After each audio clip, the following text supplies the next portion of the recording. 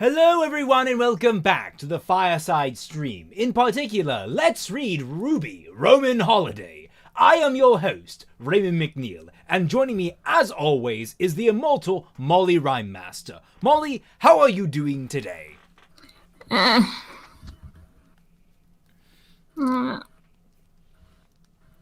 As we watch the young Wooloo trample through the fields in pain after witnessing RWBY, Roman Holiday.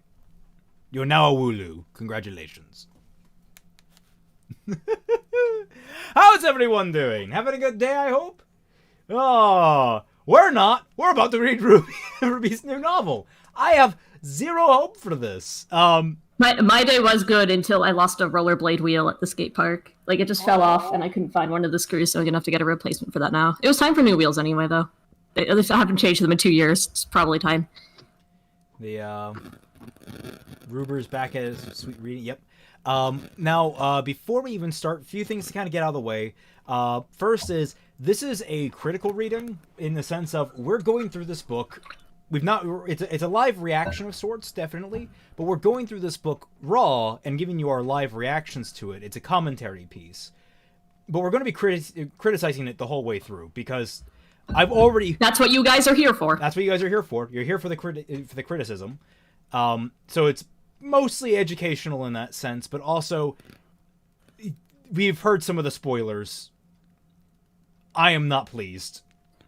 Yes, though. Oh wow, we have 62 people. Holy crap! Well, there is one good thing going on here. Frog in chat. Frog in chat. Everybody, frogs in chat. Frogs in chat. But yes, we delayed this stream just for her. Let's see, my friends, I made a bingo board if you're curious. You made a bingo board? I want to see the bingo board. Where can they send that to us? Smith Black, Raymond. To Discord? I'd be like, I'm gonna have to rewrite Volume 5 again, aren't I? No! I guarantee you, whatever backstory they come up with here, I don't think they're going to, I don't think it's going to trump the one that I have in mind for things, so... It might help me inform myself on the Malachites a little bit more, though. That might be... It's like I said before, though. Like, Roman and Neo were kind of best left without really in-depth backstories. Yeah, they... Some characters are just... It's just better. It's like a monster in the closet. Like, it's scarier because you don't know what it is. In this case, it's more interesting because you don't know all details. It's one of those circumstances where the story you invent is more interesting than the one they can tell. Yeah, like give the you know what I would have done personally is give like the basis of like the your camera just died. How? I don't know.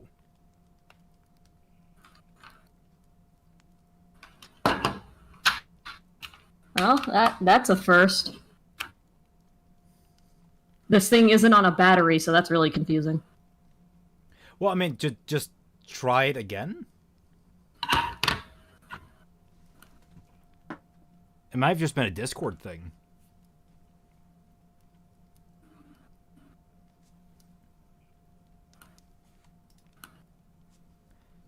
And while you make noise, everyone can see your little avatar moving. And be unnerved by it.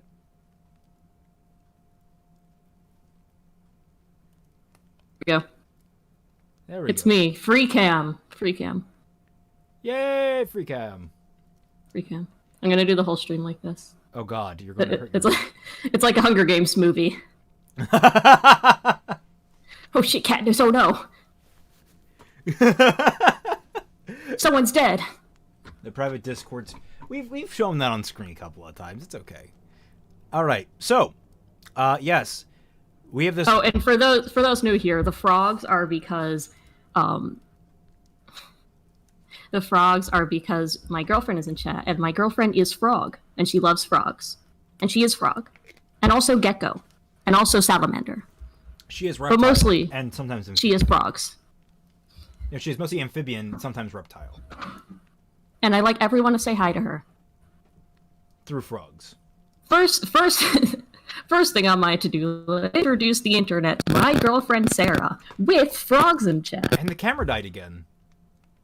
That is weird. Why is it doing that? And now I can't hear you. Oh, there we go. What? Yeah. Okay. I wonder if it's an overload. Maybe I should just not touch the wire. That'll help. Well, yeah, well, let's get into this, because I think it's the spirit of Miles trying to stop us. He's not dead. He's just, like, astral projecting into your camera and being like, no! Alright, so, from our contents, we have a title page. Yay! And then 26 chapters. We have our work cut out for us, boys and girls. I do like this little, like, glass shardy thing that's going on here. So we're on chapter 1, Imaginary Friends. Did they have chapter titles in the last book? It's saying that my audio has problems too. How can my audio how can I be having problems with my, like, 3 gorillion megabits per second internet? Because I told you, that's maximum internet. That's not minimum internet. They never advertise that. They don't give you a minimum for the internet you're going to receive. They always give you the maximum you're going to receive. I know, but it's like your current speed is 3 gorillion megabits per second. But yes, so Celtic kind of covered their backstories in fixing Volume 4, so we're safe. Yeah, we're safe on fixing RWBY, but it's frogs and lizards. He's not dead. He just left RT. I think there was some popping. I haven't heard anything. Let's see. I'm back, everyone. I'm glad you made the declaration. Everyone was so worried about you, Christopher.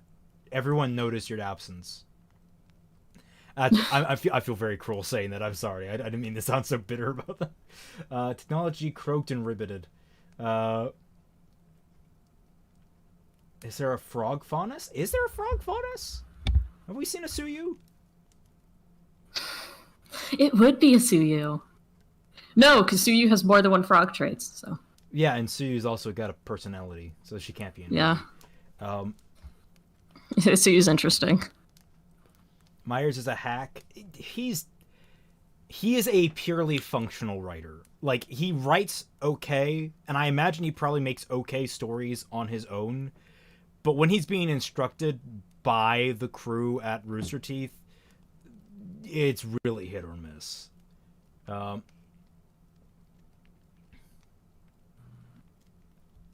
Let's see, I think the book does what it sets out to do. That's a bad sign. Do frog faunus have just a long tongue? Yes. Alright, well, let's get to... Oh, now you bring up that and then Ilya and the next question by lightning in my hand, and all I'm thinking of is that, like, one comic with Weiss and Ilya. You ever seen that? Where they're like... No. No? They're both, like, commiserating over... Oh, I don't want to get into it. It's a raunchy little joke, but I'm not going to get into it. Alright. On that note, let's dive into Chapter 1, Imaginary Friends. Now, did someone answer my question? Did they have chapter titles in the last book? I don't think they did. I don't remember that. Okay, well... if this is going to be, like, swapping back between... I think they're both their perspective... Actually, let me see. I'm going to see what the beginning of the next chapter looks like. Yeah, okay. It's going to swap back and forth between the two perspectives. Do you want to take Neo's chapters and I'll take Roman's? Sure. Should I do it in the voice that they would probably give Neo? If you're just going to sit there staring blankly at the camera... No. It's just going to be a really obnoxious voice. Not the pros, at the very least. Fine. Okay.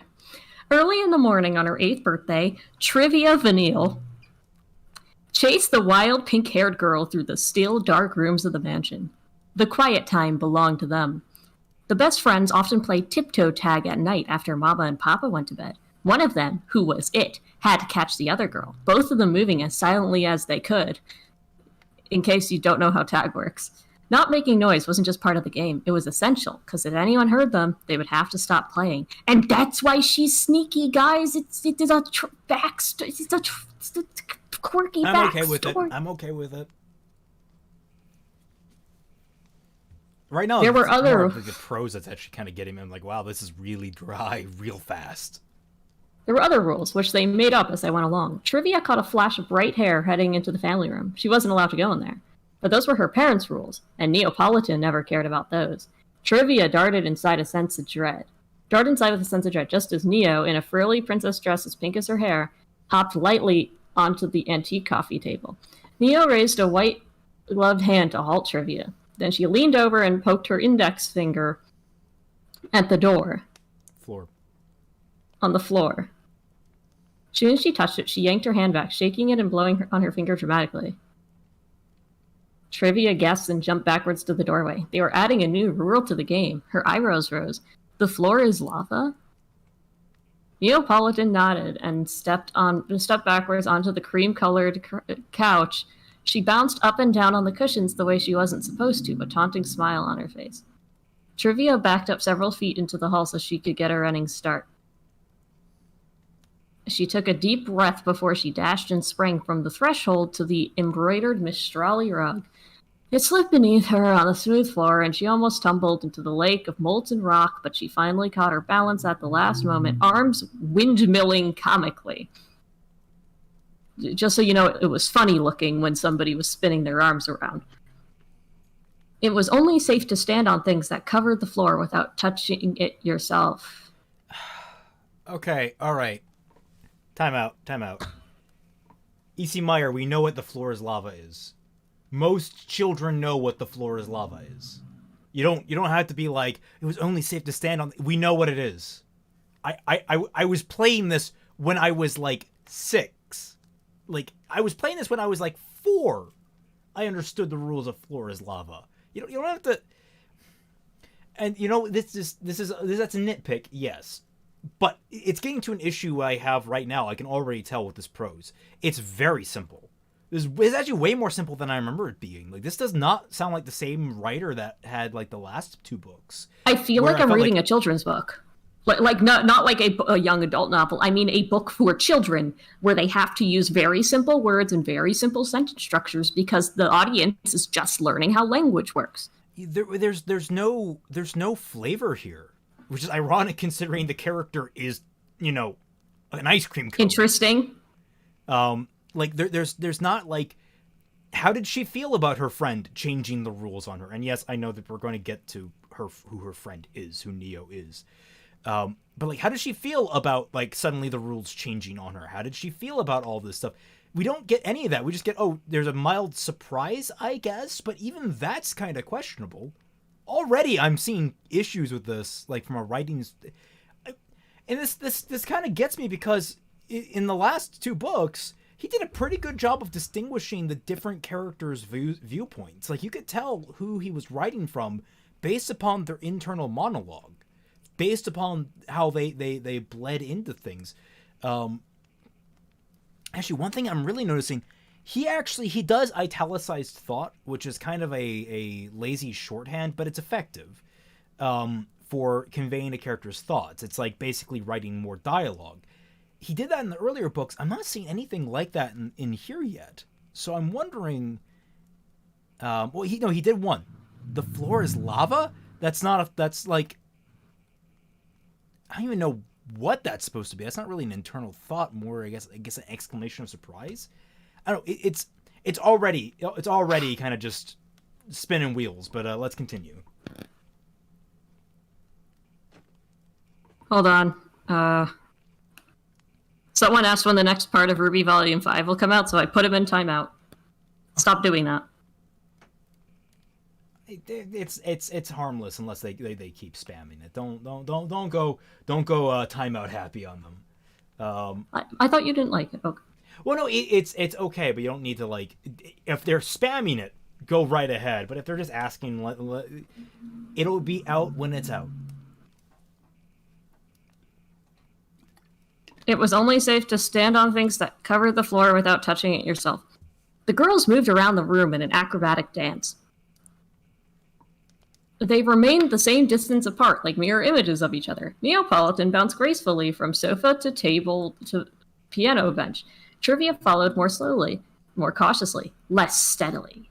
Neo crouched on the edge of a console table to allow Trivia to catch up. But when Neo reached from the arm of a wingback chair to tag her, Neo backflipped out of her grasp, so she missed the girl's ankle and slapped something solid instead. The vase tipped and rolled. Trivia lunged, but her fingers only brushed against the vase as it went over the edge of the table and plummeted into the darkness. The floor was not lava. It was hard, made from the oldest redwood trees of Forever Fall Forest. The vase shattered. And the sound of tiny glass... That's a little bit of character right there. Like, how that's sentence structured. That's what I'm looking for. Just a little bit, E.C. Meyers. Just... The floor was not lava. Like, the water on the face moment. That right there. That's a little bit of character. A little bit. Continue. The sound of tiny glass shards scattering around the room reminded her of rain tinkling against the roof. The silence, too, had been broken. Neapolitan, balancing with one foot on an end table, covered her mouth with both hands in shock, her mismatched pink and brown eyes wide. Trivia froze. Maybe her parents hadn't heard that. She hoped they hadn't, but the footsteps overhead and then on the stairs, the light filling the house, told her it was just a foolish hope. Neapolitan twirled around and retreated into the shadows, behind a small mountain of wrapped in ribbon boxes of all shapes and sizes. Birthday gifts. Trivia scrambled to find a hiding place of her own. She slipped her small body under the sofa just as the lights came on. Heavy steps. Her father's slippered feet stomped into view. Papa sighed. She broke the Akihabara vase. Trivia? Yeah. I don't care. Trivia, where are you? Mama called out. Trivia folded herself smaller under the sofa, eyeing the door. When she pressed a hand against the hardwood floor, she felt a sharp pain. She gasped. A sliver of glass glinted in her palm. How had one of the fragments ended up here, clear on the other side of the room? Sweetheart, it's okay. We aren't mad, her mother went on. Get out here right now, young lady. Her father's tone of voice hinted at his barely controlled anger. His feet moved out of view. Trivia, please, Mama's voice trembled. Jimmy, I'll check the other rooms. It was her mother's concern that convinced Trivia to come out. She stuck a hand from under the sofa, but before she could emerge, firm hands gripped her ankles and yanked her backwards. Her hands squeaked along the floor as she tried to hold on. Her palm left a thin streak of blood in the varnish. Her father dangled her upside down from her ankles. Okay. All right. So the brown tulle of her dress gathered around her shoulders. She stared up at her father. He looked calm, wearing the same poker face that served him so well as the city manager of the Vale City Council. If only there was a word in the English language for city manager. Yeah, you're in civil engineering. There's no word for anything like that. There's no someone in charge of a city. Nope, never heard of one. Wow, English just doesn't have a word for it. Anyway, but there was rage behind his shadowed eyes. She closed her eyes and covered her face with her hands. Why aren't you in bed? He shook her up and down, punctuating each word. Why aren't you in bed? Oh, I'm doing this because I'm supposed to be the bad guy, and your mother is supposed to seem like the nice, kind, caring one, yet she's not stopping this because only Here's a fun fact. A lot of physical abuse from parents comes from the mother's side. I don't know why... I know why they always make it the man, because men are typically much more physically intimidating, but... A lot of people, a lot of first-hand accounts on that I can say from people I know. Shake the baby.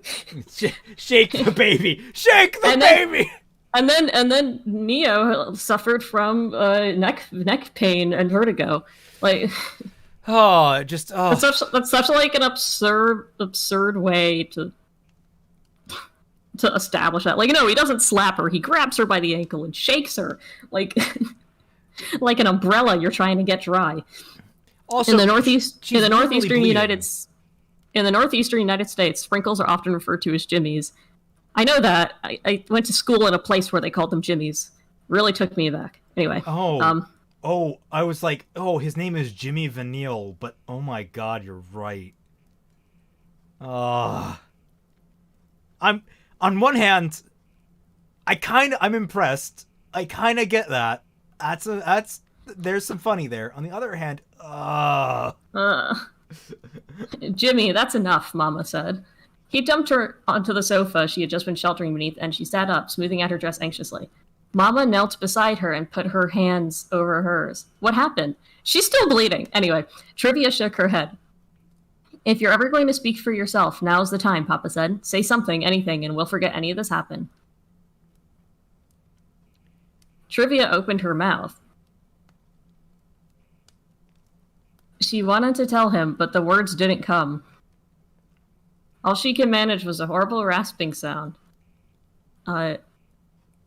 Like she was gasping for breath. Her throat tightened, her eyes blurred with tears. She clamped her mouth shut and shook her head. He tossed up his hands. What are we going to do with her? Mama stood and retrieved Trivia's communication board from the coffee table. She handed it to her daughter. What were you doing down there? Here. How did the vase break? Trivia glanced at the empty spot behind the pile of presents. Mama turned to follow her gaze. You came to sneak a look at your birthday gifts? She asked. Trivia shook her head and slapped the communication board in frustration. With shaking fingers, she moved 3 letters around on the board. She held it up to show her mother. N-E-O, Mama read. So your friend broke the vase. Why is it like, can't she write? She can write. If she's 8, she can. Why isn't this a dry erase? But you know what? Forget it. The weariness in her voice had nothing to do with the late hour. Don't encourage her, Carmel, Papa said. Oh, so her mother was a stripper. Got it. You guys can get on me for my pronunciation of that word at a later date. It's all in her head. Something she just makes up to avoid responsibility. She just has an overactive imagination, Mama said. It isn't normal. Don't use that word, Mama whispered harshly. Dr. Mazarin says we have to give her space. She has plenty of space. This is what we get for it. He gestured at the broken glass on the floor. That was an expensive accident. It's only money, her mother's voice had a cutting edge to it. And the things I have to do for that money, for my family, he shook his head and looked upward. Clean this up. His order didn't seem to be directed at anyone in particular. He left the room. Mama said... This really frustrates me because, like, they always make just as a personal gripe, they always make the dad the bad guy in these situations because he's physically imposing. And it's easier to make that out to be bad. But when he says something along the lines of, it's for my family, do they not realize that means he wouldn't be acting this way? He would not be behaving this way if he was genuinely doing these things for his family. Or are they trying to say that he's some kind of hypocrite? Because, like, that's the only thing we can get, and that's boring. That's so boring.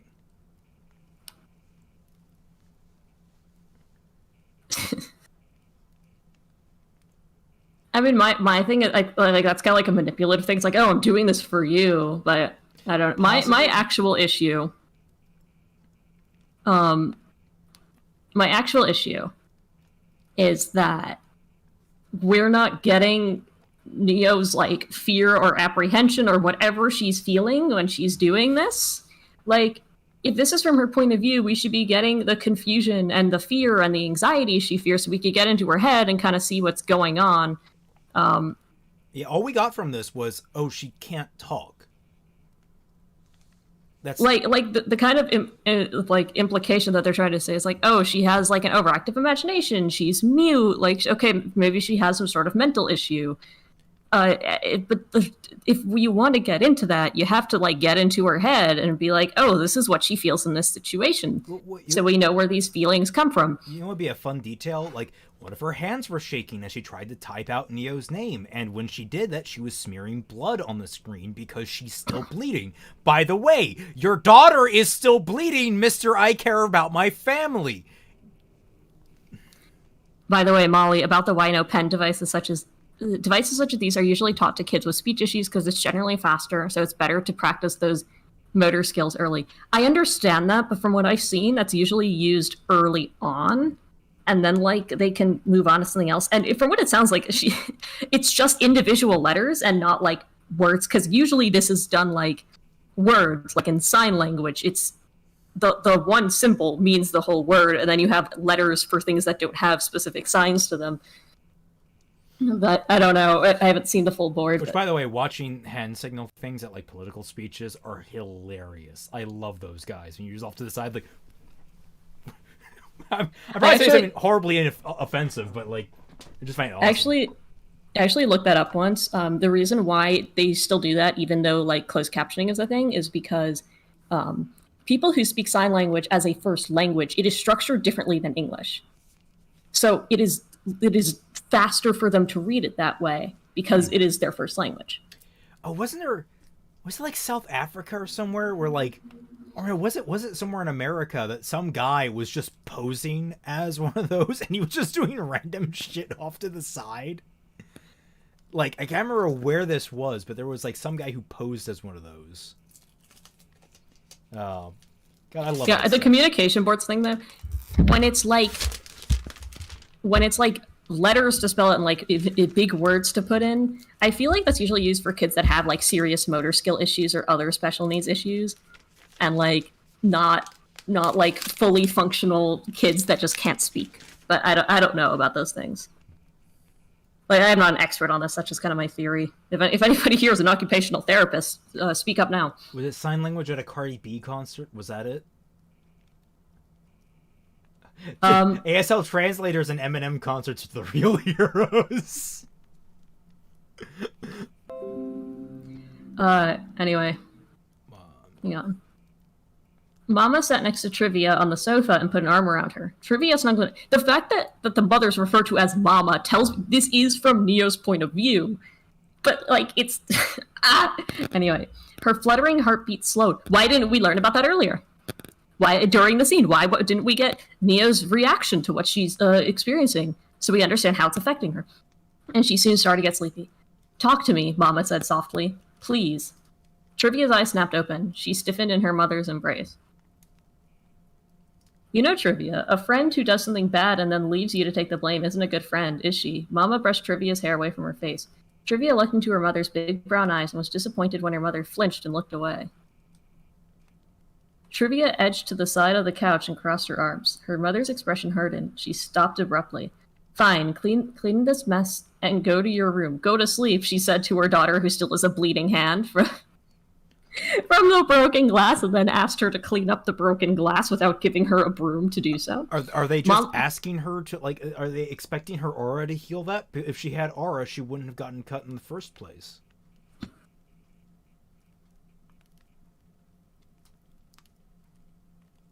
My mom works with special needs, and they typically use those for those that are mute. But are they mute and then also have other motor skill issues? Because if they're special needs, I'd assume that they're also suffering from other problems. Anyway, I also like the idea of a mother leaving her 8-year-old daughter alone in a room with broken glass. Like, I remember growing up, whenever there was broken glass, my mom would be like, Molly, don't come in the room, go back upstairs, put shoes on. Like, she's like, nobody's feet gets hurt in this. Oh yeah, no, seriously, I break one glass in this house, you don't go to that floor until it's cleaned up. Telling the child to clean up the mess. An 8-year-old, I would not trust 8-year-old anyone to clean up that mess. Like, I look at myself when I was 8 years old. I would not trust myself to clean up broken glass. I barely know how to clean up broken glass as an adult. Sorry, Mom, I poured a box of razor blades on the floor. Okay, clean it up, I guess. Anyway, Mama walked away. She paused in the doorway and stared at the spot where Neapolitan had been. Be careful of the sharp pieces. I don't want you to get hurt. She left Trivia in the room, alone, again. Trivia picked at the silver glass protruding from her pup, so it was there the whole time. The bright red spots on her finger and thumb blurred from the tears in her eyes. When she had gotten the shard out, she wiped her bloody hand on the cream-colored couch. She... Did that stop the bleeding? Broken glass generally bleeds a lot. Broken glass on the floor, Trivia proceeds to play The Floor is Lava legendary mode.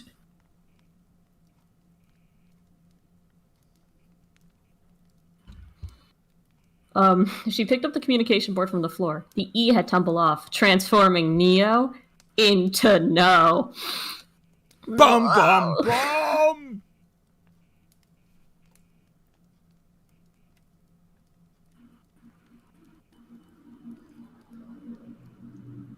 I'm going to let the 50-50 writers genuinely forgot she was bleeding. I would not be surprised. Well, like, but they bring it back up. They didn't just forget about it. They literally have it going through the entire scene and then bring up, oh yeah, by the way, she removed the shard of glass in her hand. And she's 8. She's 8! Like, I get... Look. I have, as a kid, experienced quite a couple of things, but now that I'm older and I'm seeing people and how they react to their children, I kind of get how parents are supposed to act. I kind of get, like, the level where you're supposed to be... how you're supposed to handle your child, to some degree. And, like, this is all the wrong things, and obviously they're trying to portray it as all the wrong things, but also, like, they're not just all the wrong things, they're legitimately stupid things. Like,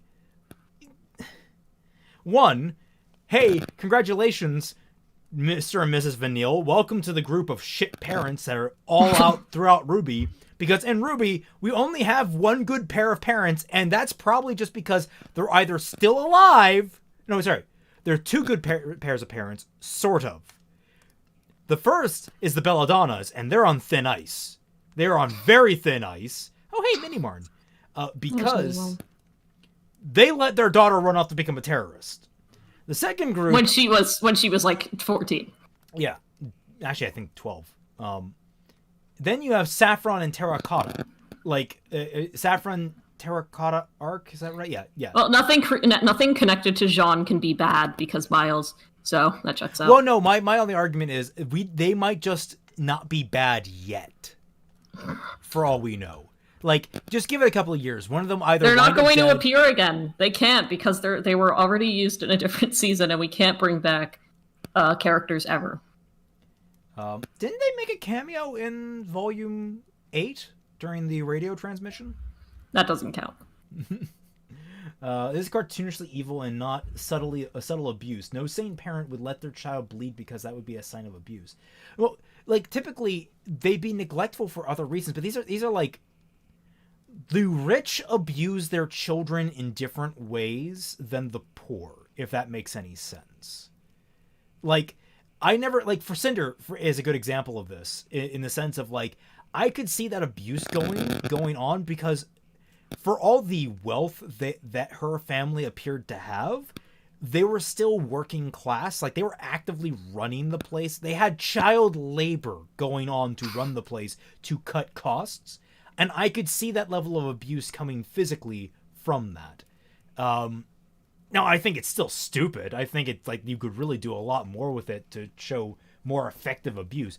But rich people that live in the lap of luxury... feel no need to abuse their children in that way. They're usually more neglectful parents than they are anything else. The mother in this case is more on point than the father. I'd have to look into that, but I'll agree with you for the sake of time. Yeah, it's not a be-all, end-all thing, but this rings super hollow to me. It feels like they've invented this backstory to make Neo sympathetic. The shock necklace was excessive. It was. Let's see. Trivia heard glass crunching.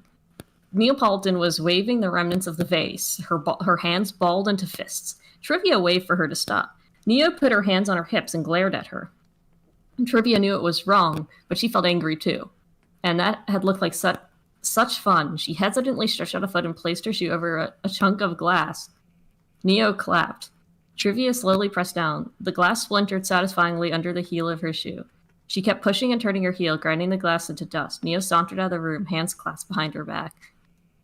Trivia looked at the mess she made, which Papa had told her to clean up. She shrugged and followed Neapolitan again, back to her room. Someone else would pick up the broken piece later. Oh, symbolism. Symbolism! Something. Well, that was terrible first chapter. I can't do this. I'm looking up an Emily Dickinson poem. Oh, you're right. Saffron and Tara took their child to Atlas Base during the Stealing the Airship mission. Right! I forgot. They actively put their child in the harm's way of the law. Never mind. There are no good parents in RWBY. All my friends hate cheap attempts at making villains sympathetic. Only real ones allow villains to be unapologetically evil. Ace Attorney crowd. Yeah. Yeah. Hold on. I need. I would love for Neo's backstory to be more along the lines of like, you know, not even like abuse or anything. Like just, I mean, there's a reason I made her an orphan. An orphan's a perfectly good backstory for an antagonist. She was an orphan. She's bitter at the world. She turns to a life of crime to survive. She gets used to it. Her and Roman getting used to a life of crime together because they need to have a life of crime together. They can't be on the up and up. That's a pretty good backstory. They don't have the avenue to make a good life for themselves, and they get used to the one they run. Why does everything have to have like a little lore to it? Why is she would play tag silently with her imaginary friend? That's why she's silent. That's why she's. Why can't it's like how it's fucking Star Wars prequels now, like the ones that Disney puts out. It's always like, oh, they call him Solo because that's the name that was given. Why can't it just be like that? Yeah, why can't you just have the name? Like, you don't need to explain the only everything. thing so far. The thing I'm glad about is when I remember reading like fan fictions about theories on Neo or whatever. There was always some like tragic reason why she couldn't speak. What I do like here is the fact that it seems like she's mute from the she just can't. Like she just can't. Like how some people are born blind or deaf. She's just mute. Like this also is like a terrible. There's a terrible another issue I have with how they just did that. Is that it's a terrible representation of what it is like to be with a child with a mental illness. It's very clear that Neo has a mental illness. At this, we can already tell. She has this split person. She has this imaginary friend that's probably going to become a split personality later or whatever. She has active schizophrenia. Like, she has active schizophrenia. She has what seems to be like a mental block on her muteness. It's not like a physical muteness, but like it's like selective mutism. It's selective mutism. So it's like that's already like you guys are portraying this as if like this struggle isn't genuinely hard on parents. Like all we get is parents evil from this. Do you know? Well, the mom is like I could see the mom being like, oh, maybe it'll happen one day. Like she's kind of exasperated. I'll give them like you have to give them the little things. You have to give them, but I can still complain about the big ones. Like, here's an interesting fact: fathers typically take. Well, I shouldn't, because I have this from an anecdote. From my experience, fathers handle the mental illnesses of their child better than the mothers do. I don't think that's true. I'm speaking from my experience. I'm not talking from in general. Like, it's kind of skewing a line, I guess. But I know I wouldn't make such absolute statements at this. This is like a very serious topic. I know. I'm trying to be as gentle as I can with it, because it is very serious. And that's the problem with this. Is like this is portraying as if like I know it's giving us a very narrow view of mental illness in RWBY, but like it's treating it more like it's an inconvenience, like she's a problem child and not like seriously hurt or ill, Yeah, like typically when a parent knows that their child is mentally ill, a lot can be forgiven. Like a lot of forgiveness goes towards the child because they recognize it's not necessarily the child's fault. I don't know. This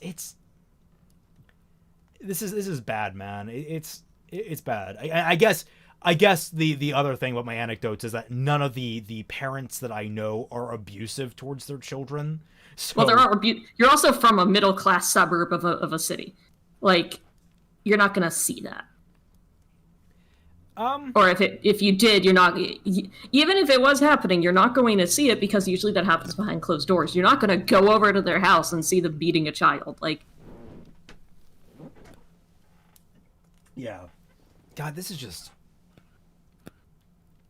bad, man. If you're going to handle something as intense as, parental abuse,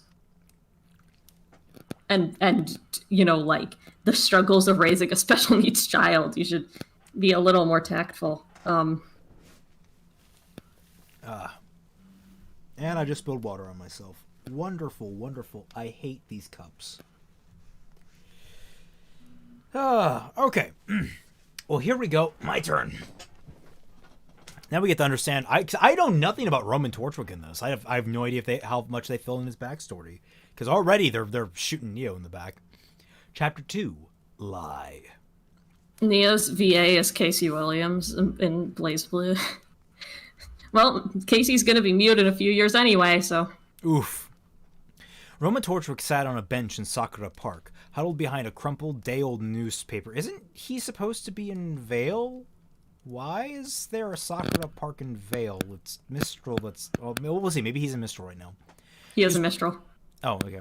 He was pretending to read under the flickering lantern, but he was really keeping an eye on the swanky nightclub across the street, always looking for opportunity.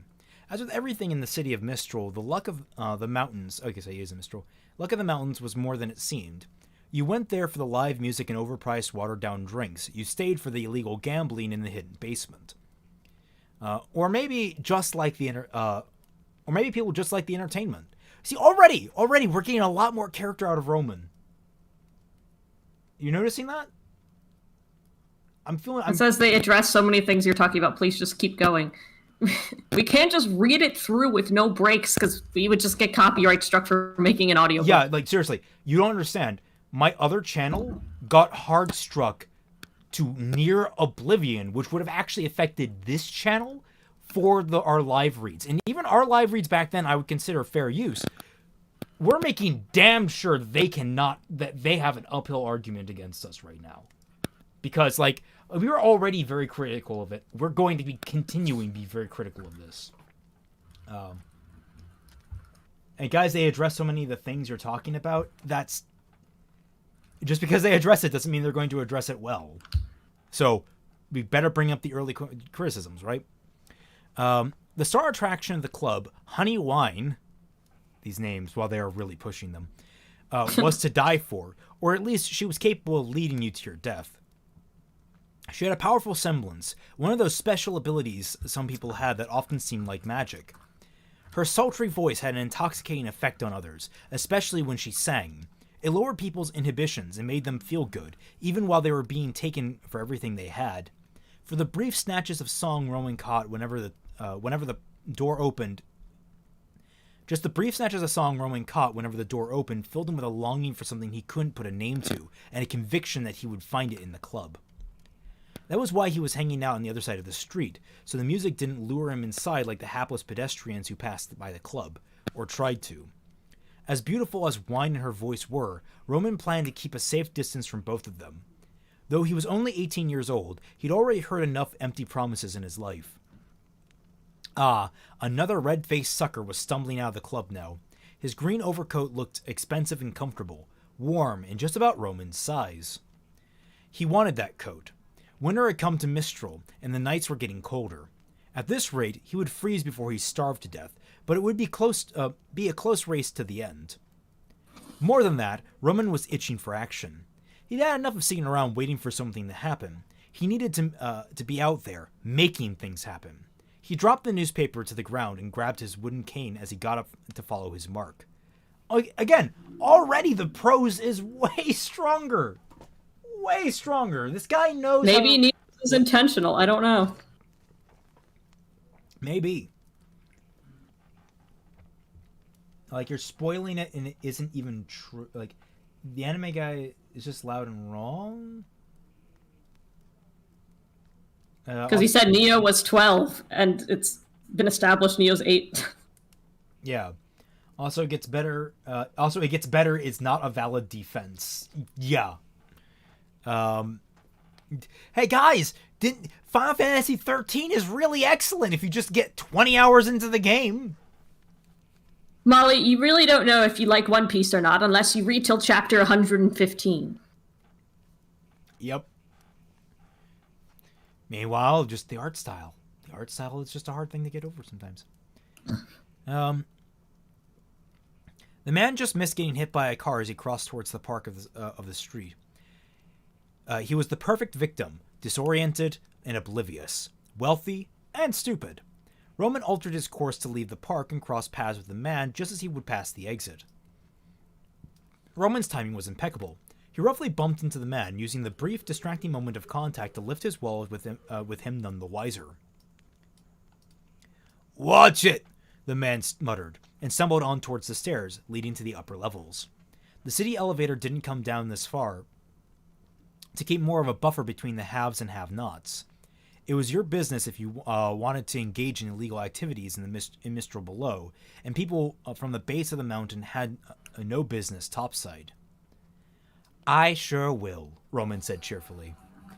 This guy was one of those snobs who spent his nights and his money on the lower levels, but had no respect for the people who actually lived there, like Roman.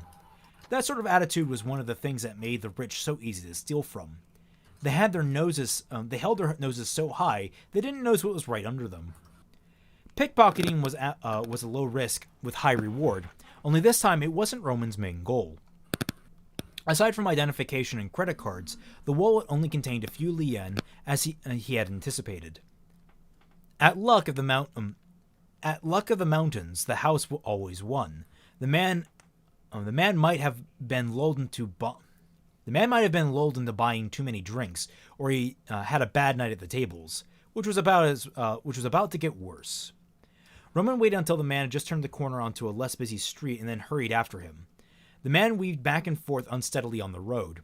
When he reached the entrance to one of the many blind alleys Mistral was famous for, Roman called after him, "Excuse me, you dropped this." "Excuse me, you dropped this." The man whirled around, alarmed. "Please, sir, may I have some more?" The sight of Roman waving his wallet, a friendly and urgent look on his face, put him more at ease. The man patted his pockets. Surprise turned to dismay. "Where'd you get that?" he asked. "I found it back by the curb." Roman held the wallet out. The man grabbed for it, but Roman yanked it back out of reach just before he could take it. "Hey, it's getting kind of cold. You think you could help a fella out?" Roman asked. The man scowled. "I bet you stole that from me in the first place." Roman sighed. "Instead of being rewarded for a good deed, I get accused of committing a crime. What is this world coming to?" "I've dealt with people like you before. I'm not falling for your con. Return my property or I'll summon the authorities." "Fine. Here you go." Roman extended his hand with the wallet, then casually tossed it into the dark alley. "Oops," he said. The man glanced from Roman to the alley. He sized Roman up, a tall, scrawny teenager with dirty orange hair tied back in a ragged ponytail. Good look. No.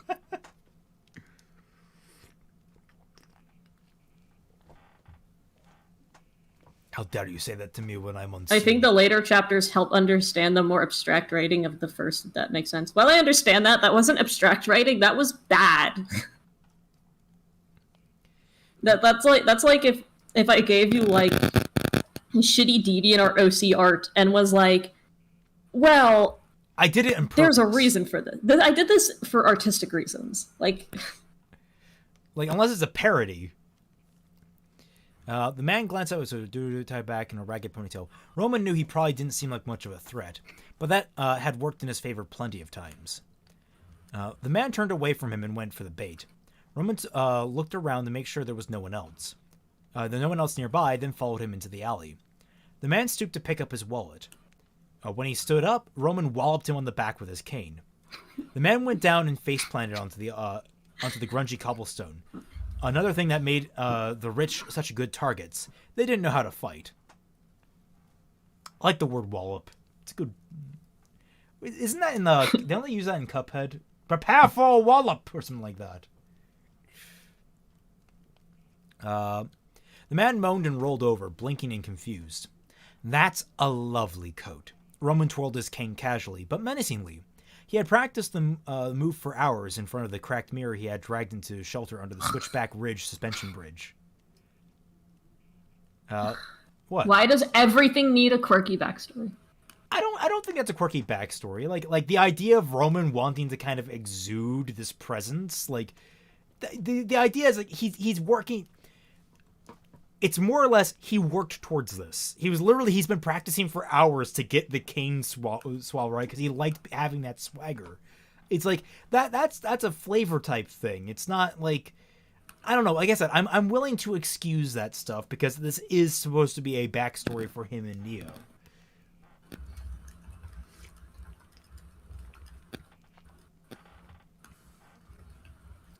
I find it funny how our most well-known stories include parents dying. Yeah. RWBY isn't a parody. News to me. Yep. Shoot, that wasn't what he was asking for. He said, give me your coat in exchange for your wallet. Yeah. The man started scrambling back away from Roman, deeper into the dark alley. The only light was from the windows of the buildings on either side. Wow. I hate buildings like that. Well, I guess... Just love those views where it's just like, oh, you see the inside of an alley. I mean, I guess you lived in the city. I guess that's more normal for you. What?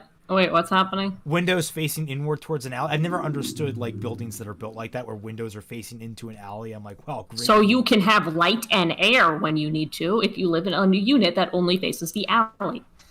Yeah, no, I know, I get that. It's just like, great view.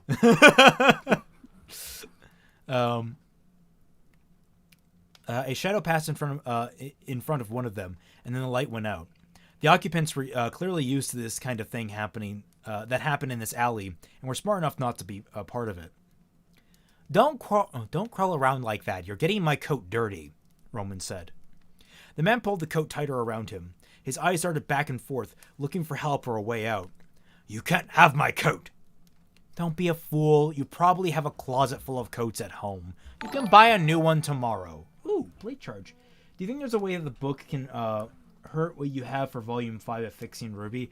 Look, at this rate, the canonicity of the books to Fixing RWBY are dubious as hell. Like, they themselves are going to need their own fixings, especially after Book 2. Roman snapped his fingers. Like that. The man's expression shifted, showing Roman's words had hit home. The man was weighing the cost of protecting something he wouldn't even miss. The man jumped up and pushed past Roman with surprising speed and force. He screaming, "Help! Help!" Roman sighed. Why did they always run? Why did they expect someone to come to their rescue?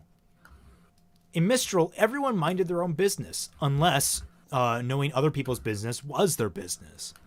It was the only way there's to a survive. shitty part of Mistral. I wish we, like, I don't know, saw that. Yeah, well, at least we're seeing it now, right?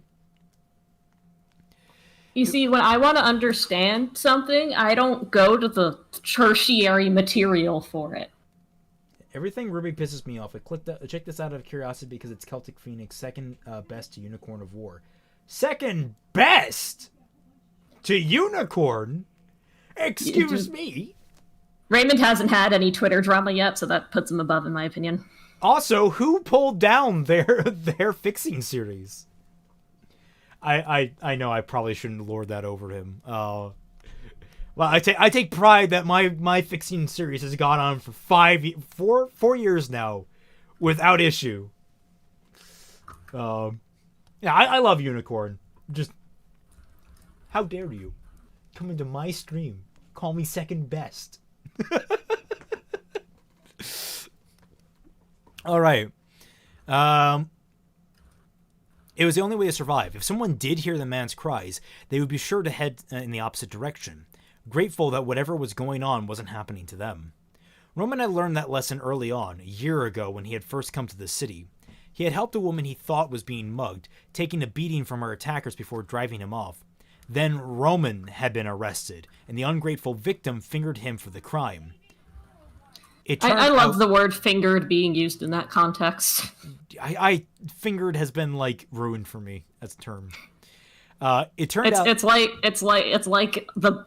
they had erected a statue. I'm sorry. Remember when I redesigned Mistral Fixing RWBY and added the shady area of Mistral that didn't even exist in canon? Yep. Oh, I'm sorry. It did exist in canon. Do you remember, like, there was that little outcropping in one of the still images they gave us where, like, a guy was passing a bag of money over? I guess there's like the part with Little Miss, I think, was in where Cinder and Neo fight, and it's actually pretty cool. That was in Mistral, right? I'm not making that up, but it's like it looked like a nice bar. It just had like a seedy thing happening in it, and there was no like alleys with tall buildings. The anime guy. This is why we don't need gun laws. This stuff. What? I don't know. I don't know how that connects to anything. Also, thanks YouTube. It's not like you're showing your hand. All the other super chats came in even before on Streamlabs, before they showed up in on the chat. But this one mentions guns, so I guess that's a little delayed, huh? Moopa, I know fingered is a real term for pinning crimes on people. It's just silly to me. Yeah, because I am a child. It's not that it's a bad word. It's just that it's been ruined. It turned out that she was a criminal, too. Roman had interrupted a shady deal that went wrong, but she took advantage of the chance to shift attention away from herself by accusing Roman of the crime he didn't commit. He wouldn't make that mistake again. On the streets, on your own. You only watched out for yourself. Anything else was a weakness. Anyone else was a liability. See, there we go. Like, that's some good backstory stuff. Like, that's just like, it's very simple. Like, oh, I was pinned. I like how I've read this backstory in about 20 different fanfics. Yeah, but it's a good one. Like it is, but it's like we're saying, it's simple. It works. It's fine. We don't need to go more complex than this. It does what it needs. A backstory only needs to do enough to explain how the character is there now. Yeah, like it's the Zinnia line. Don't go further than that. Don't over-explain it. Don't make it overly dark. Just give us what is needed. Yeah. Roman drew his cane back and hurled it after the man like a javelin. It trapped. Why would you throw a cane like that? Like, they're unevenly distributed. You don't throw... Like, if you're going to throw a cane, its uneven distribution makes it better for, like tossing? Like a knife? Like a throwing knife? Like, that's how that works. Like, if you're... A javelin is specifically weighted to be thrown like a javelin. That finger meant to point out turn in. Pinning usually implies framing. My favorite birds, the bobby and the great... The booby. The booby and the great tit. I love that one tweet that's like, birds will be called the hot-breasted MILF or something, and everyone will just be okay with that. Roman was a good kid at the start, or was he just expecting that perhaps he would get a reward in exchange for saving her? That's a good question. Hope we get a little more information on who Roman was before. Just a little bit. Give us a contrast of like how did he start out as. Travel through, tripping him and sending him sprawling just short of the alley's entrance. Roman walked over and picked up his cane. He loomed over the man. The man stared up at him with frightened eyes. "Please, don't," the man said. "What exactly do you think I'm going to do?" Roman raised his cane, gripping the shaft like a club. He advanced slowly. The man's eyes focused on the blunt instrument. It would be a shame to get blood on such a pretty coat, but as long as it was none of his, Roman could call it a win. Have you ever wondered what it feels like to be a punching bag?" Roman asked. The man unbuttoned the coat with fumbling fingers. "Here, it's yours." He shrugged it off and threw it at Roman. Roman caught it with the hook of his cane and swirled it around before taking it. He put it on over his threadbare black shirt. The coat was a little roomy, but it made him feel like $1,000,000. "I'll have the gloves, too," Roman said. "If you please." "You're kidding." Roman tapped his cane against the ground sharply. "Am I laughing?" The man peeled his black gloves off. "Don't throw them. Hand them to me," Roman said. The man raised a shaking hand. Roman took the gloves. He slipped them on. Leather. Still warm. "Can I go?" The man shivered. "Just one last thing." Roman brought his cane back and whipped it down on the man's knee. Crack! Ooh. The man screamed and writhed on the ground, clutching his leg. "Tough break," Roman sneered. He watched the man crawl away slowly, whimpering. Well. Is deep male voice, deep female voice? Okay.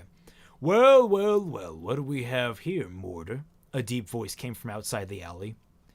Looks like another young punk stealing from the innocent civilians. Brick and Mortar.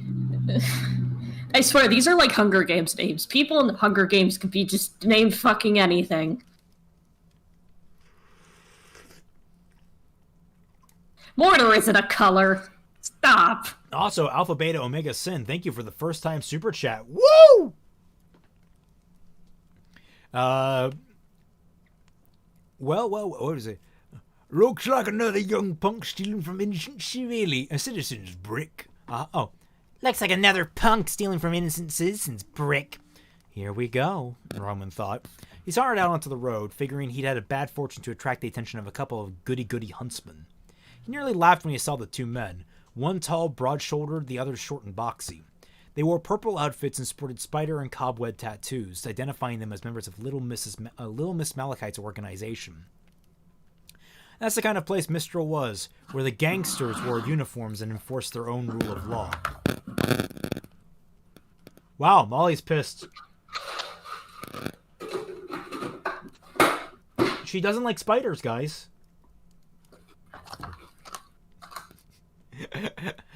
I'm kidding. I was just joking about you walking off like that. I was like, wow, she really doesn't like spiders. Animal cracker ASMR. God, I could go for some animal crackers right now. Pass them through the screen. Man, it sounds like Mistral's a really shitty place, actually. Too bad we spent all of Volume 5 in a nice house in Mistral, which was nice. He recognized these goons. Once a week, they came around Peddler's Row to collect tribute from the shops there. They always ended their night at Luck in the Mountain. And since they stayed for a few hours, Roman figured not all their kickbacks they collected were making it back to Little Miss. What's so funny? Brick asked. His cheeks and forehead flushed with angry splotches of red. For a second, I was worried you boys were huntsmen. Roman chuckled. Moore laughed along with him until Brick smacked him on the back of his head. You're that thief we've been looking for. I'm flattered. It's nice to feel wanted, Roman said. Not by the police, of course. So far, Roman's dialogue has been pretty on point. I'm actually enjoying his lines. He might be in trouble. He eyed the two gangsters. He might be in trouble here. But if he could beat them, the protection money they were carrying would get him a nicer place to stay. He could buy warmer clothes, stop eating cheap street noodles for every meal, take a shower, maybe even move into a place with a roof and 4 walls. If you steal from patrons, you're stealing from the club. If you're stealing from the club, you're stealing from Little Miss Malachite.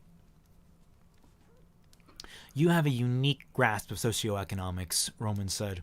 He tightened his grip on his cane handle. Brick and Mortar had only guns and muscles, but they had to make Brick and Mortar had only guns and muscles, but they might have other tricks up their sleeves. Roman gave himself a 70% chance of winning a fight against them. He would never place a bet at Luck at the Mountain, but he wasn't afraid to gamble when the odds were in his favor. No one operates around here without Little Miss's blessing, and you owe her back pay for everything you've taken so far, Mortar said. I don't need Malachite's protection, Roman said. We'll see about that. The taller one, Brick, rushed forward. Roman sidestepped him easily, whacking him on the butt with his cane and sending him head over heels. Roman whirled around and swung his cane, knocking the gun out of Mortar's hand as he fired. The bullet missed Roman by a hair. Roman spun his cane around in one hand and to hook the handle. You chilling out there, Molly? Yep. Roman spun his cane around to hook the handle around Mortar's wrist. He pulled and stepped back, steering him into Brick, who was just standing up again. They both went down in a tangle of limbs and curses. We've got a funny guy here, Brick said.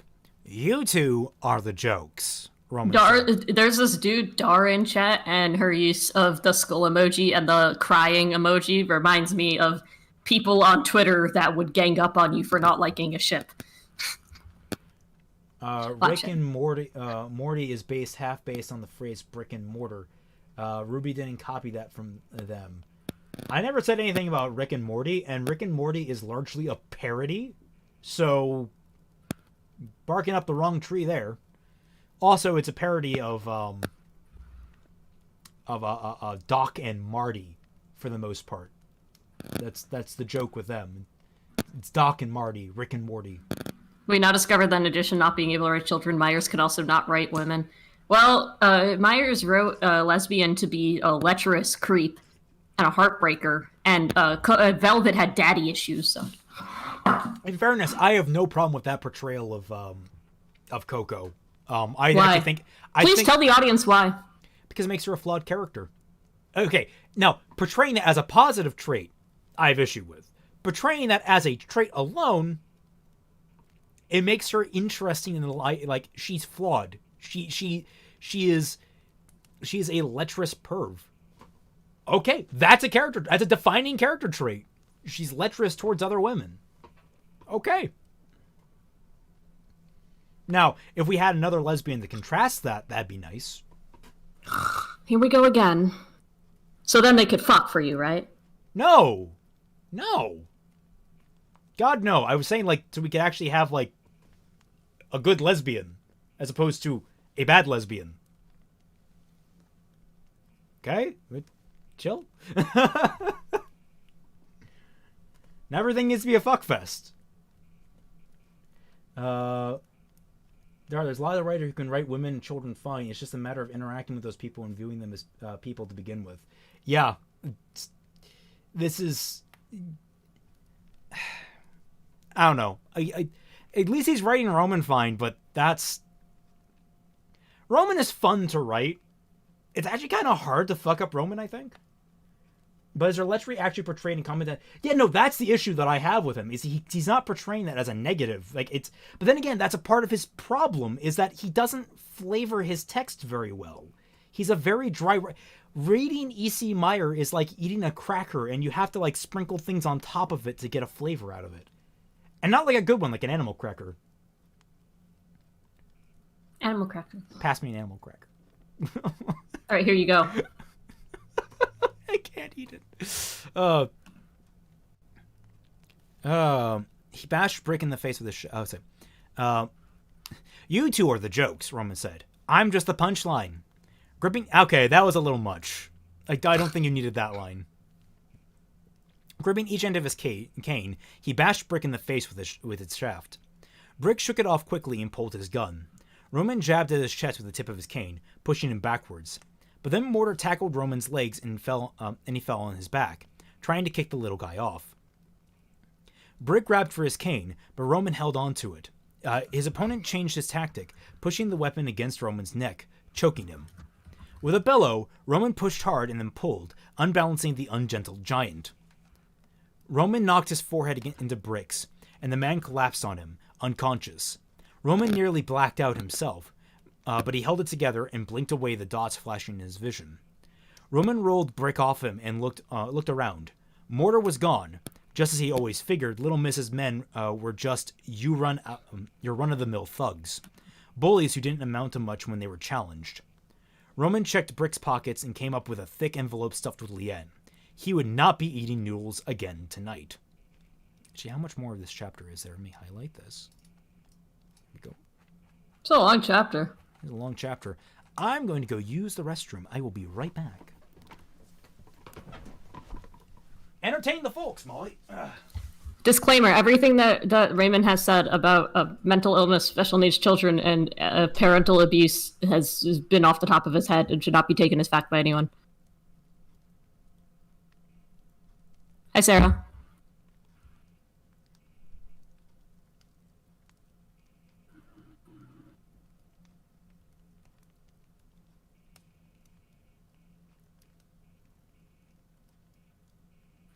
Whoever this Dar person is, do you have a Twitter handle that I could look at to see if you've reblogged any posts about people like rudely insulting other people for not liking the right piece of media? I'm just curious. You have that aura in how you write. I don't know about you as a person, but it's the aura in how you write, because that's the writing style they all use. Try to lesbian characters who exist solely to be lesbians and nothing else. No need to add anything else like a character or something that might require writing. That's why I got pissed for a second, because it's like, there needs to be a nice one too, and he would always follow that up with like, and then I could ship them. Like,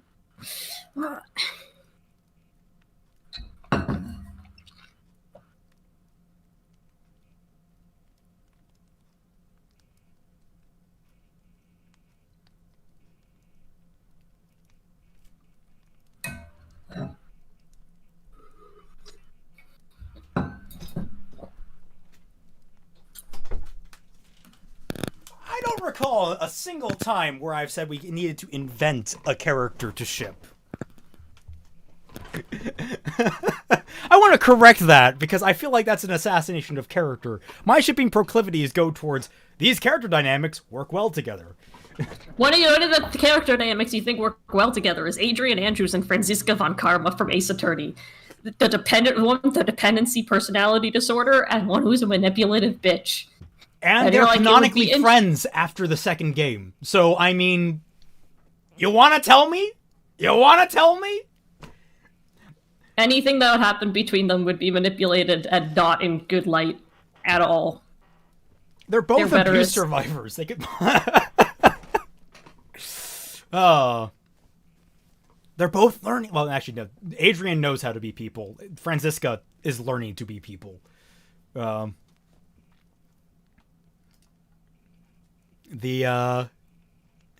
right. But thank you for the disclaimer. Though I will tack onto that. I've grown up in a home with mental illness, so it's I have some personal feelings on the matter of how they're portraying this. Domestic violence is clearly the best lesbian ship. Is that the ship name for Catra and Adora, Blake and Yang, Coco and Velvet, Pearl and Pink Quartz, or whatever, Rose Quartz, the Batwoman and her thing. Which Batwoman? Either of them? The one in orange is the new black. But she's not Batwoman anymore. There's another actress that took over, and she also has a lesbian romance. I want to put it on the record, like, I am the lesbians guy. I know when there's too much. No. I know when there's too much. Like, the CW shows, everyone's a lesbian. And I'm just sitting there, I'm like, can we get back to the fighting crime thing? That's what I'm here for. like, the lesbian thing it's a spice. It's a spice. It's not something you just shove. You don't just swallow cinnamon. Cinnamon is delicious, but you don't just swallow it. Fucking hate how these producers. I like how Dar is like, leave me alone. No. Anyone who types that way is not left alone by me. After Brick and Mortar, I'm waiting for Life and Death to make their appearance. That's the canonical names of the gods. I'm joking, but watch that be actually the thing. It took the Spider Gang 2 days to find him. He heard them outside his room at the Happenstance Hotel. The Happenstance Hotel.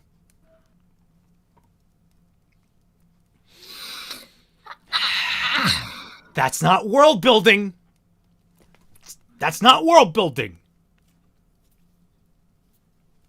A moment before they opened the door with the key, with a key, he steeled himself for a fight until he saw that Brick and Mortar had brought 10 of their strongest friends, all in the same purple garb. Little Miss Malachite had sent a small army after him. What took you guys? What took you gents so long? Gents? Gents. Yeah, like gentlemen. No, what I'm saying is, does that sound like something Roman would say? I don't know. Roman said. With Malachite's connections to everyone, it seemed, they should have found him much sooner. It might be over, but he enjoyed 2 days of the good life, with a full stomach and luxurious baths and sleeping in a real bed again. Worth it. I like that attitude. Little Miss wants a word with you, Brick growled. What if I don't want a word with her? Roman asked. What you want doesn't matter. Your life belongs to her. What was that message? The Pissing Stance Hotel. Thank you, Floof. That's where that came from. That was the super chat that came in. Super chats come in very slow in Streamlabs, except for like sometimes they come in super fast. It's weird. Little Miss Malachite wasn't what he'd expected. When the spiders... Do I get a cut of the super chats? We can discuss that after the stream. Okay. Little Miss Malachite wasn't what he expected. When the spiders dragged Roman into the tavern, he was seated in the back, near the sacks of Leanne on the table for her. She was in her 30s, short blonde hair and a beauty mark on one rosy cheek. Little Miss was renowned for having a strategic mind, which applied to her fashion choices as well. Her white and purple dress showed off bare shoulders, drawing the eye of a tattoo of a spider in a web of her left shoulder.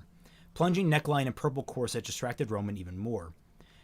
She puffed on a cigarette in a holder while she studied Roman with piercing blue eyes.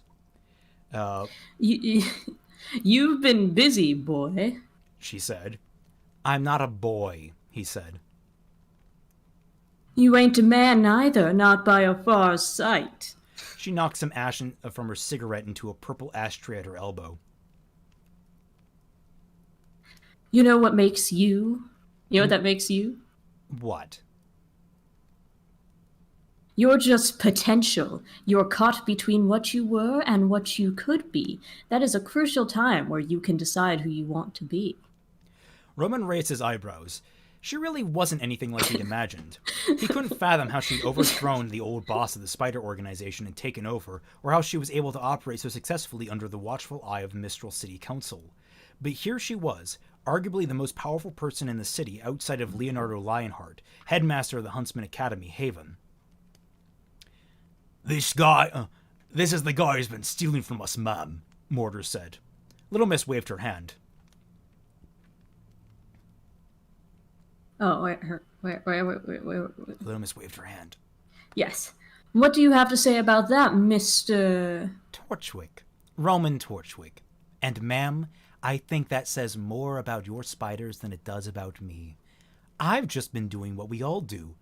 Try to survive. All you want to do is survive? I'm disappointed. You seem like one of those ambitious types who always want more than they've got. She smiled. I'm like that, too. Ma'am, when you don't have anything, surviving is more. You've got to start somewhere. If I were you, I'd be more disappointed in Brick and Mortar here. Shut your mouth, Brick said. Do not shut that pretty little mouth of yours, Little Miss said. I sure do want to hear this. She glared at Brick, and Roman didn't want her to ever look at him like that. Roman gave her a lopsided grin.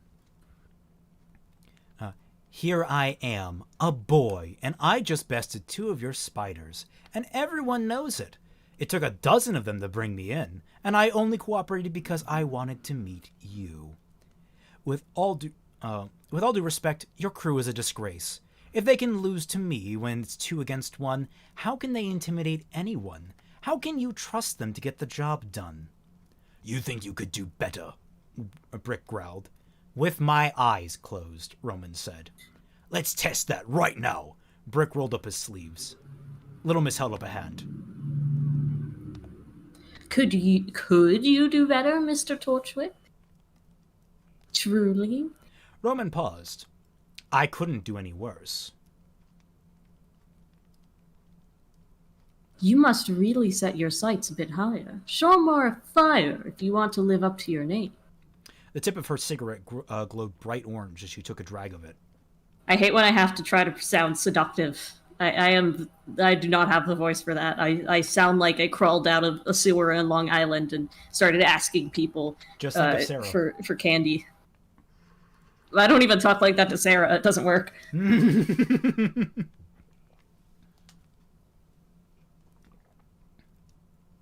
How are we? All right, you work for me.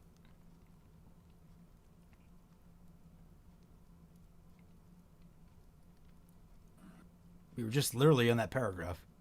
I know. I scrolled up by accident.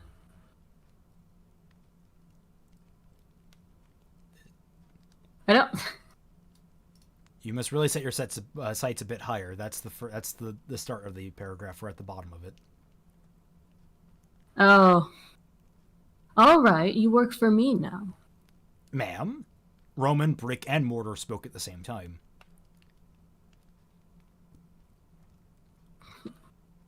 I like your confidence, but they're just empty words if you can't back them up with action. Like I said, I see lots of potential in you, Torchwick. You should have seen him, Mortar spoke up. He's vicious. He brutally beat a man just for his coat. He was having fun. That so? Well, I've always felt it was important for one to love their work if you want them to be good at it. Little Miss said. And if it's the coat he's wearing, he also has good taste. Do I have a choice? Roman asked. I tend to work better alone. He couldn't believe his luck being invited into the biggest crime organization this side of Lake Matsu, but he wanted to play it cool. Although it was probably pointless to try and bluff someone who could see through him so clearly.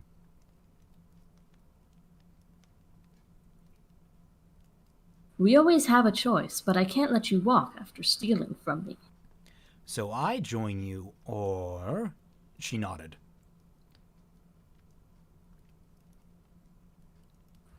Or... She tapped her cigarette into the ashtray. She used the cigarette as a prop and punctuated her words and redirect attention. He appreciated her dangerous, dramatic flair. Roman swallowed. Then I'm honored to accept.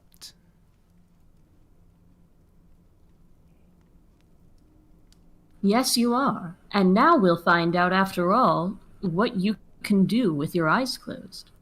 Roman frowned. How's that? They'll probably be swollen shut for a couple days once Brick is through with you. Call it a punishment, call it initiation. Either way, you've got it coming, and you are going to take your licks. Little Miss nodded to Brick.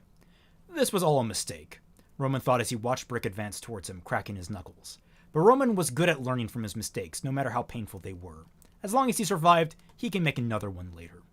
It's not a sexual thing, it's a power thing. Well, I can't sound intimidating either. The only way it can sound intimidating is if I start doing, like, Mel Blanc screams into the microphone. You know how, like, in Mel Blanc cartoons, he had a very specific way of yelling? So, do we want to keep on going from here, or...? It's only 5:30. Or, it's 5:30 my time. It's only 6:30. Yeah, let me see how long this next chapter is.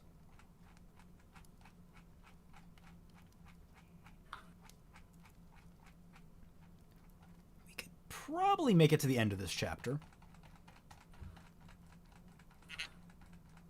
If you need me to tag in, let me know. Okay. Chapter 3, Painting the Town Pink. Get it? Get it? It's a pun on painting the town red. I get it! I get it. I have actually nothing against these chapter titles. They're okay. Molly can't be intimidating, smirks wholesomely. I'm sorry, those are two of my least favorite words.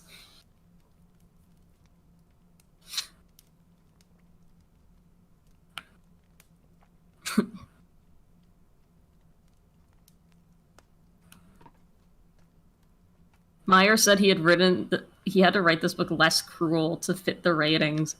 What was his original idea?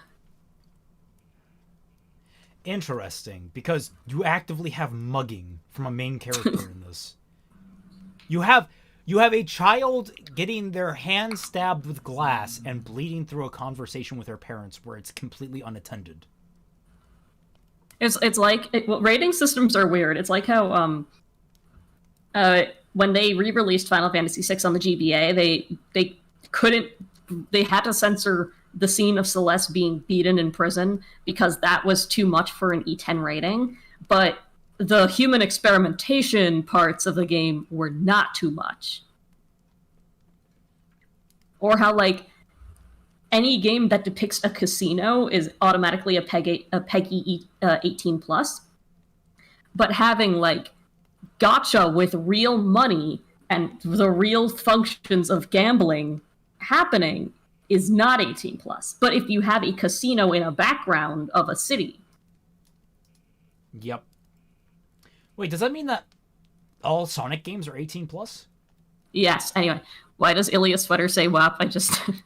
It's not Ilya. It's Petra from Fire Emblem. It's a thing my friend drew for me, and I just decided to use her as like my icon, I guess. It says WAP because it's warm ass Petra. She is warm. Also, hey Celtic, for the submission of the edgy Pokemon fic, it's supposed to be specifically set in the Pokemon universe, or do we have free reign? For the record, you spelled rain wrong. It's rain as in raining power. Got into an argument about that bit with a friend. It's literally just edgy Pokemon fanfic. So long as it's related. Go crazy. Go crazy. It has to be Pokemon related. I think for you, it'd be safer if you said it in the Pokemon reality so we don't suddenly get Pokemon Destiny AU. Because I totally hear that coming from you. But, like, it's specifically Pokemon. The big focus is on edgy Pokemon. Take that as you will. It's a YA, so like young teens, I think. I also believe this caters more to girls in some way. That also applies to the Hunger Games. Have you ever read those books? That was meant for young teens. Violet Evergarden is the most feminine thing I've ever watched, and that had a lot of violence in it. So like young teens. Let's see. What is Ilya to do? Petra in a sweater. This one does grab the victory. Rip gambling Pokemon. Well, you're up to read, so. Yeah. Despite living in Vale her whole life, all 12 years of it, Trivia had never seen the commercial district at night before. She had only been there shopping for clothes, books, and toys with her mother. I also just want to say, what is the most edgy teenager vibes Pokemon fan game? It's, I think Reborn is the one that starts with the terrorist attack on a train and you're the sole survivor of it. It's awful. I'm not kidding. It's a real game. Whenever Papa sent them out so he could take care of business in peace at home, whatever that meant, and she was never ever allowed out alone. For your own safety, they said. Well, she's 12. The city in the evening was like a different world, as magical as one of her fairy tales. She'd had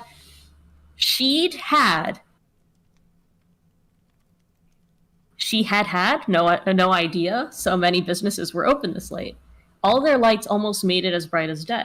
She only caught glimpses of the broken full moon between the towering buildings, and there were so many people, strolling and shopping, couples holding hands while walking. Oh, one of them is two men. We have our gay rep. Thank you for studying. Problem solved. We can wash our hands of this. Groups of kids just hanging out, taking pictures of each other with their scrolls and uploading them and not doing anything in particular. It was so beautiful it almost hurt. I love this, she thought. Neapolitan nudged her with an elbow and raised her eyebrows, a combination of I told you so and you haven't seen anything yet. Trivia had been worried about sneaking out during her parents' big party. Papa was celebrating a major new business contract he had closed, and Trivia wasn't invited.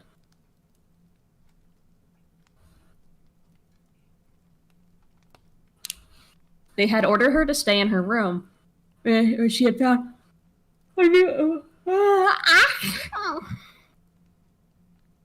a box of new video games to distract her.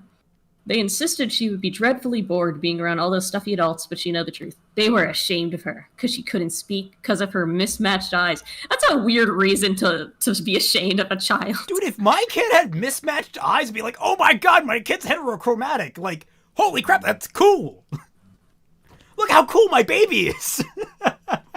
On the rare occasion that she did go out with them, they made her wear a brown contact lens over her pink eye.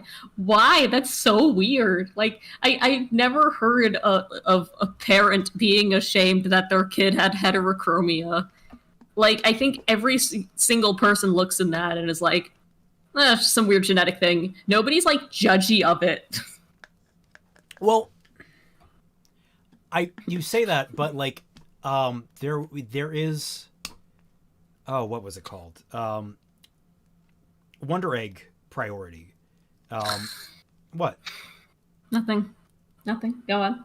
Well, no, because like that's the thing. Like a big element of the show focuses on bullying in schools, and at least in Japanese society, it seems like having heterochromia definitely did stick out as a thing. Now, the problem is Vale is based on a lot of Western European locations, so your point stands. I'm just saying that like in like Asian culture, apparently having heterochromia, from very anecdotal evidence, again, couching this observation in that, seems to be a thing that gets you bullied. I mean, standing out at all gets you bullied in a lot of those kinds of societies. I don't know. Just like it does seem like a really weird thing to pick on someone for. Max Scherzer has one brown eye and one like light blue eye, and he's a Major League Baseball player everybody loves. Like, I dare Raymond to cut his hair because I wanted to see him bald. I would look terrifying bald. I'm pretty sure I probably look like... People have tried to imagine me bald. They always say, oh, you would look scary. And I don't want that. Yeah, I wonder why prayer. Trivia was good at staying low and staying quiet. Haha. And she had planned on doing as she was told to, hiding in her room, out of sight, out of mind. But the music and the laughter and the aroma of delicious food had gotten to her. What is she... 1 minute. Why would you just tell us that? Why would you say that? I just want to like point out, like, why does she think that, like, again, this, I understand it's like in a child's mind, it's like, oh, I'm not being invited to the big party, but also, I mean, maybe this is just me, because I really didn't like parties. If my parents were like, yeah, we're gonna have a lot of people over, stay in your room, I'd be like, awesome. Also, here's a bunch of new video games. Sweet. Yeah. They're all racing games. Damn it! Just be like, oh, we're oh yeah, you like that PlayStation thing, and it's like, I wanted the new Mario. What is with influencers and owning cats with heterochromatic eyes? I don't know, but it's probably better than owning Scottish folds. Every time a friend is like, look at this Scottish fold, I always just tell them, like, as bluntly as possible, that thing is in agonizing pain every day of its life, sorry. Oh, but it looks so cute. But oh god, is it? Like, what's wrong with it? So the mutation that gives them the floppy ears is that they have weaker cartilage, and cartilage is also in every joint in your body. Oh god. So they essentially have degenerative arthritis by definition. Oh no! They look so fluffy. And the reason why they're so mellow is because they're, like, in terrible pain. Oh no! Sorry, everyone, for breaking that to you. Don't get Scottish folds. I was gonna bring up that I think heterochromia is much more common in cats and dogs. Like, for some reason, I think it's just like way more common than it is in humans. It's common in certain dog breeds, like huskies. She's very pretty. I couldn't tell if it was sarcasm or spoilers. I wouldn't have put it past the book. What is she talking about? I don't know. Carson said something. Oh, Carson deleted the message. Okay. Oh, I can view deleted message. Moopa deleted the message. Sorry. I can view deleted messages. Well, I mean, it might be a spoiler. Oh, okay. I don't think it is, but whatever. It's okay. Trivia was good at staying low and quiet. Haha. At least that's some character. It's character, but it's suddenly breaking the convention of italicized thought? Whatever. Then Neo had a brilliant, terrible idea. They wanted Trivia to stay out of the way, so why not leave the house? Even her bedroom had grown too confining, and she couldn't run around the house playing with Neo, but there was a whole city out there to explore.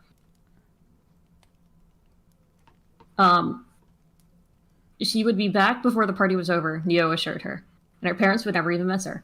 She put on her adventuring outfit, a white tank top, a brown blazer, and pants, and her favorite white sneakers with the pink hearts. It's an ugly outfit. I'm negging this 12-year-old's fashion sense. Simply leaving her room felt like a transgression, and she almost stopped there, but Neo shoved her into the hall. The loud conversation of party guests nearly drowned out the expensive live band. Such a waste. Each step through the house towards the back door emboldened her, Neo pushing her on and on until she was outside. She was frightened, but exhilarated, like she was coming alive for the first time. Everything was a new, exciting, scary experience. Riding the bus across town, sitting on a fountain in the square and watching people go by. Trivia had no particular destination, no goal, other than to see as much as she could before she had to go back to her normal, sheltered life. To live as much as she could. Making up for lost time, and because she didn't know when she would get another chance at freedom. Of all the wondrous things in Vale, including the arcades, bookshops, and movie theaters, Trivia's absolute favorite thing was the food carts. They sold food right there on the street, as if every day was the vital festival. And you could get anything you wanted. Popcorn, cakes, burgers, milkshakes, fresh baked cookies the size of a plate, sugar spun candy, ice cream sundaes, bigger than her head, blah, blah, blah. Okay. Trivia wanted it all, but she settled on the chocolate and vanilla shake to start. You get it ice cream because it's Neo. Neo looked on jealously while Trivia took her first sip. Heavenly. The perfect balance of flavor and just the right consistency. What's wrong with your eye? A voice said. Trivia frowned and looked at a girl with green streaks in her short, spiky. This is a universe where people can be born with the power to shoot ice glyphs that speed up time. And you're like, whoa, heterochromia. Right here, this is. People can be born with green streaks in their hair. Why is heterochromia weird? Like, it's like, whoa, you have silver eyes. That's like, gray eyes are so common.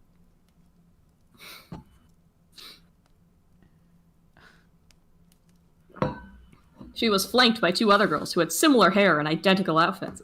But the green streaks could be like dyed, but like we've seen Emerald. You're right. There's no. There are still there are people with green hair on the show. Wow, what a freak! Well, I guess technically speaking, Emerald could be dyed too. I mean, unless we're going to get an answer to the question: do the carpet match the drapes?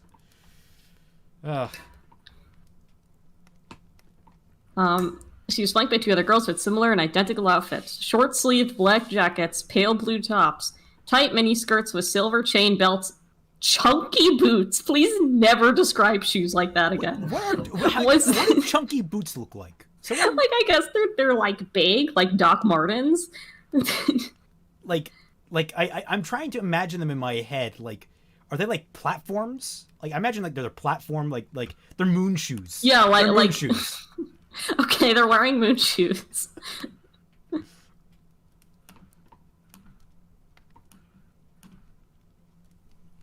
The girls were only a few years older than Trivia, maybe 15 or 16. Have people been canonically born with colored hair? Because Volume 2 implied that Neptune dyes his hair blue. That's actually a very good question. Do we know for sure?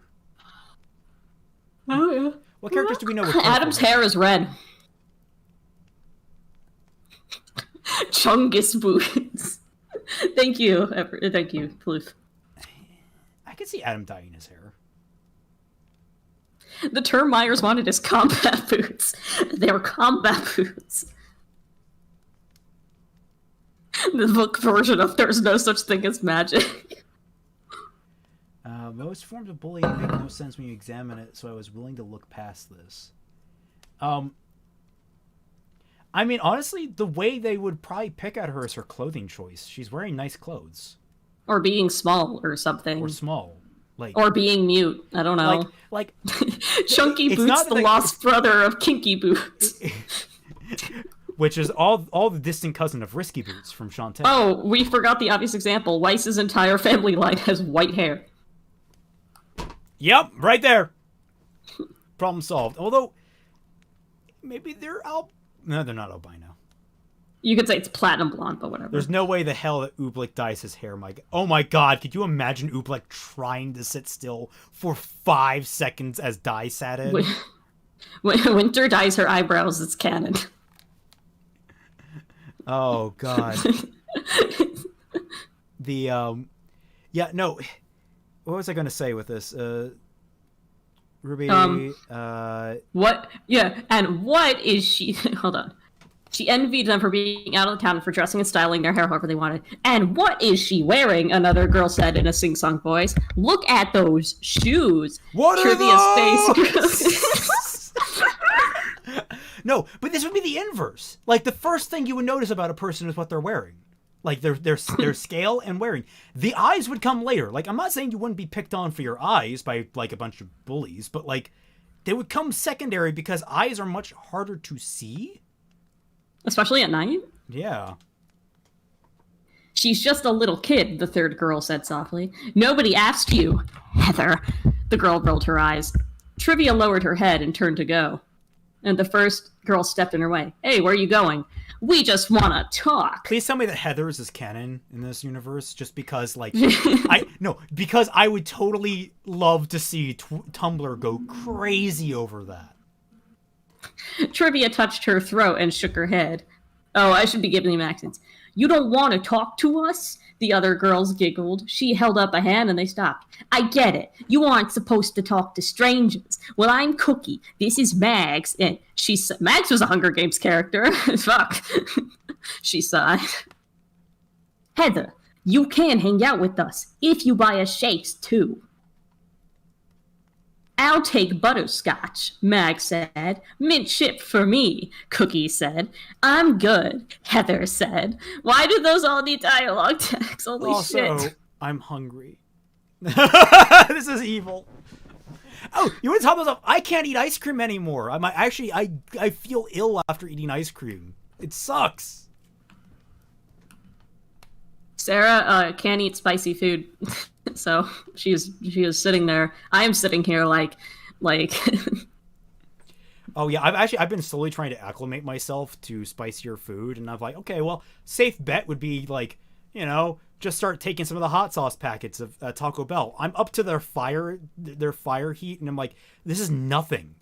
Like, I don't even do spicy food yet, and I can already tell this is garbage in terms of spiciness.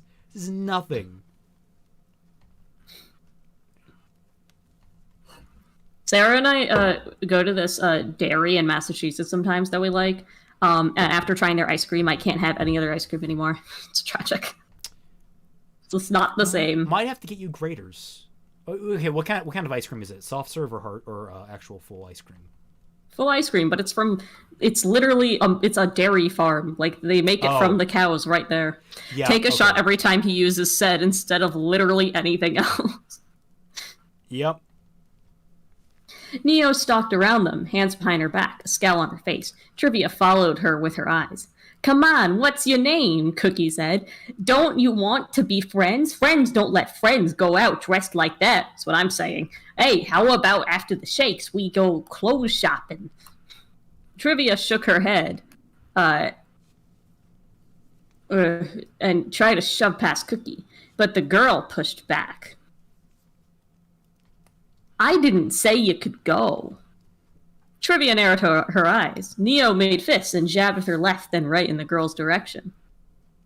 Just leave her alone, Heather said. Let's go see a movie. Sure, whatever. Cookie stepped aside and swept out an arm to let Trivia leave. Trivia hurried away, but as she passed Cookie, the girl tripped her. She landed on her hands and knees. Her shake splattered everywhere, all over her clothes. No. That's so sad. I like how mad Mufa got about denying us a Heather's reference.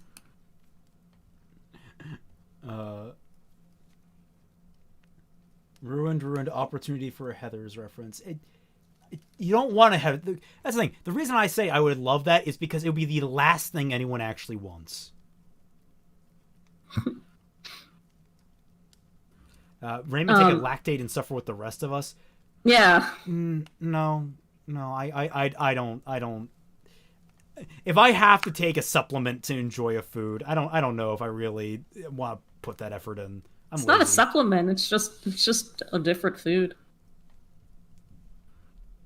Anyway, Trivia stood up. Cookie and Mags were laughing and pointing at her. She blinked back tears. Her throat got tight. A crack appeared in the ground between her and the girls. They screamed and stumbled as the fissure grew wider. Watch out, Cookie shouted. What's happening? Mag said. Heather studied Trivia from the other side of the gap. Did you do that? Trivia glanced between the trio. Saw Neapolitan there. Her pink hair now the same style as the clique and in matching pink and white clothes. What do you want? Cookie asked. Don't tell me you're friends with her. They could see Neo? Her parents had been catching glimpses of Neapolitan lately when Trivia was upset, which was more and more often these days, but she couldn't make her as solid as the smaller inanimate illusions she pranked them with around the house. Creating another person was much more difficult than a vase of dried-up roses, a broken step, or a bloodstain on the sofa.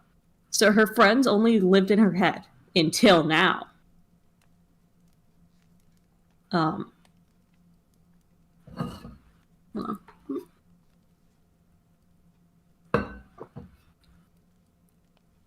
It seemed that everyone could see her. Of course, seeing was one thing, but touching.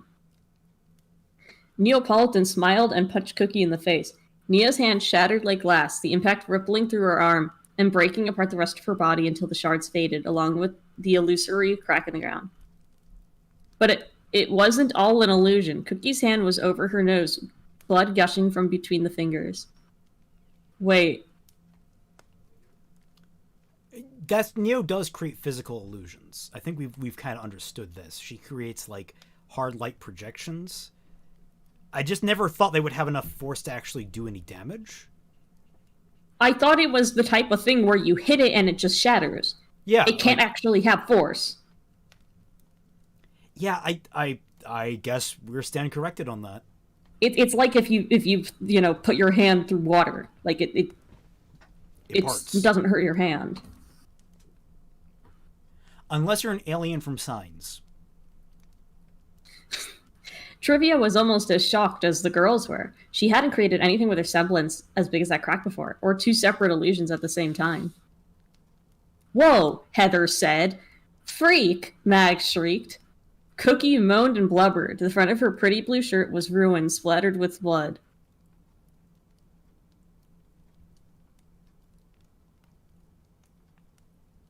Trivia suddenly noticed the small crowd gather around them. Some people were holding up their scrolls and taking pictures. She backed up slowly, and people parting to make way for her. A siren blared and red and blue lights flashed. A black and white police car rolled up to the curb. A cop stepped out. Oi, what's going on here? Yeah. Trivia spun in her heels and ran. Oi! Hey, stop! I'm a cop!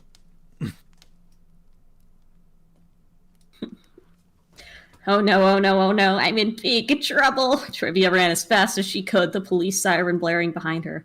The flashing lights following her, casting her long shadow ahead of her. Stop! He ended three phrases with her. Oh god. They explain it in the book. You can't explain it in the book and then not have it work that way in anything else we've seen before. Because then we're asking questions like, why couldn't she have done that any other time? Like, can't she,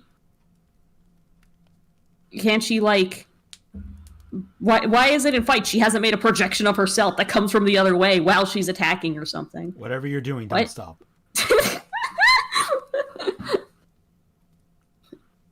Stop, a voice blared on the car speaker. Trivia abruptly changed direction and darted down another street, only to find the end of it blocked by a chain link fence and construction signs.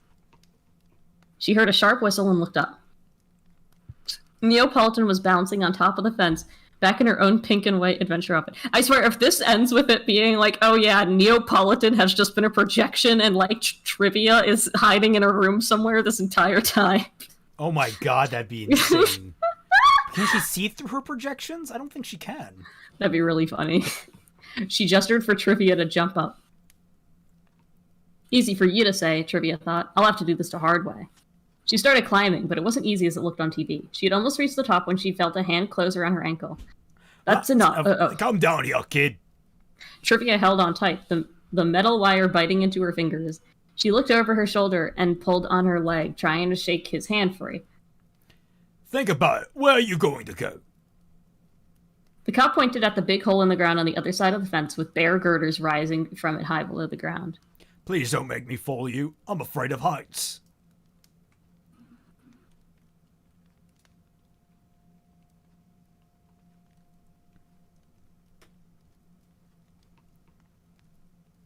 Trivia sighed. She let go. The cop caught her and lowered her gently to her feet. Now what's going on? The cop asked her. Why'd you run? Trivia pulled out her scroll to type out a response, but he grabbed it from her. Aye! Answer me! She opened her mouth, but all that came out was a sob. She swiped at her eyes, more embarrassed that she was crying. She was so tired. She sat down right there in the dirt. The cop crouched. It's all right. It's going to be all right. What's your name? Trivia pointed at the scroll, then opened her mouth and pointed at her open mouth. You want to make a go? What? I hate the repetition so badly. It's so clunky. He asked. It's a woman. She can't talk. His partner, a woman with graying hair and kind eyes, took the scroll and returned it to Trivia. Trivia smiled gratefully. She typed furiously, then showed them the screen. I didn't do anything. It's not my fault. Those girls have gotten in trouble before, so I believe it. That's why we were parked nearby. But you were involved in some kind of disturbance. The male cop said. His badge read a rod. He's going to become a character? Oh no. I gave him the silly voice. Oh no, the next character. But it kind of seems like you were the victim here. The woman's badge identified her as Officer Cloud. Let's just get you home. What's your name? Trivia typed. Trivia Vanille.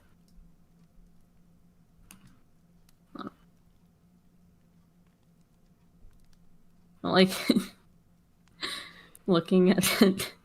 Did she carry a buster sword into work? Officer Cloud. Officer Cumulonimbus. I really hate, like... Why not Nimbus? Officer Nimbus, come on. I just hate how he writes. Trivia typed. Trivia shrugged and spread her hand. His partner bopped him on the head. Trivia sat in the back of the car. Trivia rolled her eye. Ugh, it's so dry. Also, Arad is the name of a town in Israel my sister stayed in once. She said it was very boring. That fits. It's like some small town in the desert. Oh no, I gave him the silly voice. Me with Gumshoe and Ace Attorney. Yeah, but no, Gumshoe is consistently portrayed as comedic. Like, he's a goof. He's a good goof. He's a good guy. We love him. But he's funny. Did they name her Trivia because her dad sees her existence as trivial? You hurt me, because you're probably right. Boblin the Goblin is my favorite character. I don't know what that's referring to, but that made me laugh.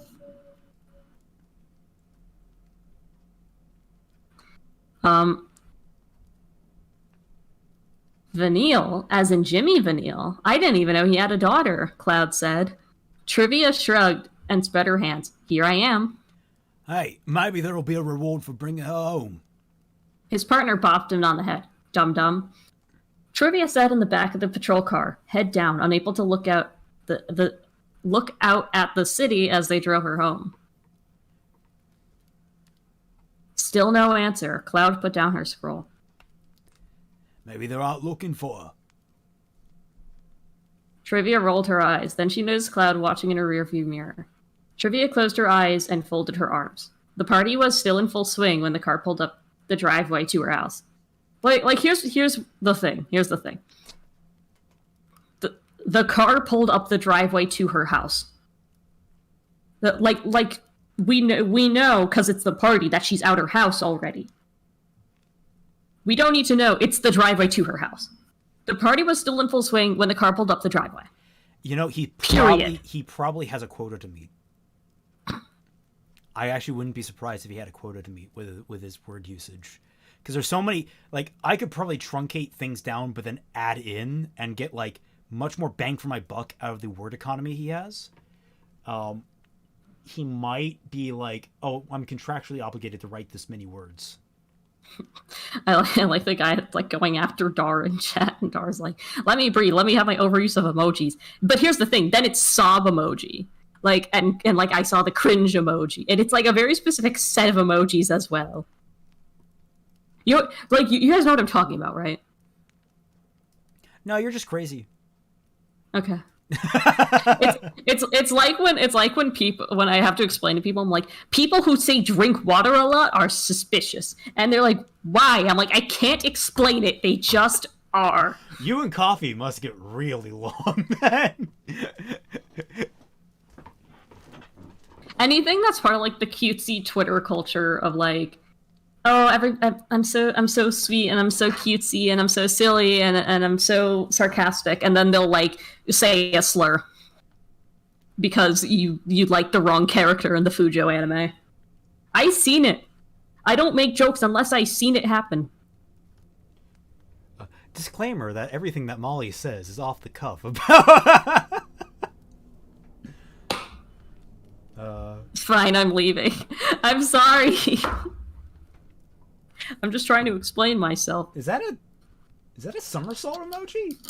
That is a somersault emoji. Is it a somersault emoji? Why is there a somersault emoji?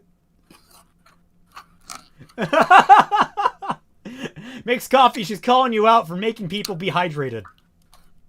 Again, it's so hard to explain to people. It's like I don't, because I've seen people who Water used to say is they're sus, like, Molly Rhyme Master probably. no, you don't understand. It's like it's not the idea of like, oh yeah, you should be hydrated, of course. It's because there used to be this culture I would see on Twitter and other things.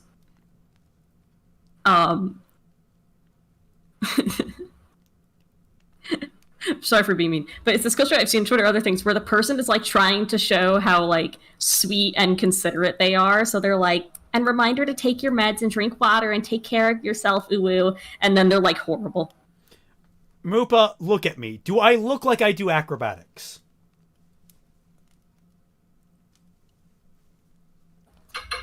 I'm like very obsessed with patterns and like behavioral patterns. So when I would like notice, oh God, when are I would, they like, just notice copying these Toph? No, because Toph's parents actually cared about her. Yeah.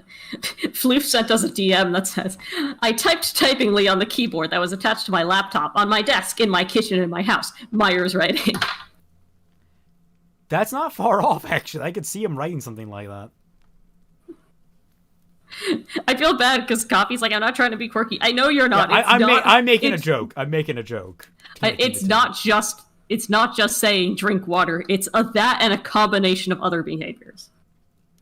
Raymond, do a barrel roll. I don't think you could do a barrel roll like without flying. I mean, maybe. Let me a minute. Is there a? Can I? Where are the settings for this? Maybe.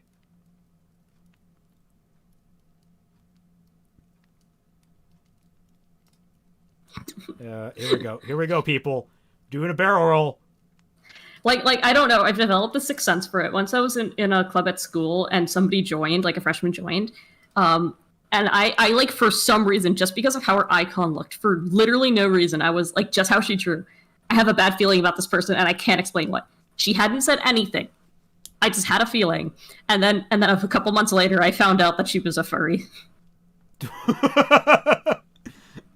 It's true. I have the screenshots. All right, there, people. Anyway. I did a barrel roll.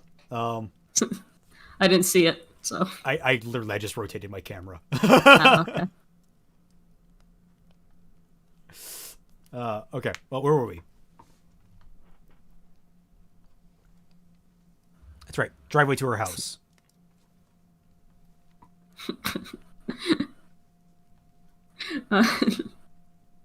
All the windows except Trivia's were lit. It was lit! And lively music filled the air. A rod whistled. No wonder they didn't answer. That's still no excuse, Cloud said sullenly. I'd like to say a few things to Trivia's parents. Was her icon a furry? That's the thing, it wasn't. Her icon was literally just, like, supposed to be her, I guess. But something about the style of how she drew it, like, didn't sit right with me. For the record, and I can't explain why. I prefer sweet rolls. I haven't had a sweet roll in a long time. I'm gonna have to go and get some.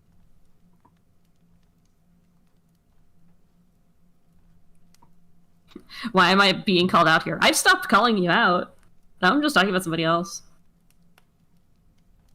The accent switch. Yeah, sorry. I actually just started a new campaign where I've been playing a character with a vague Bostonian Brooklonian accent mixture, and so I've been really practicing that one for the sessions.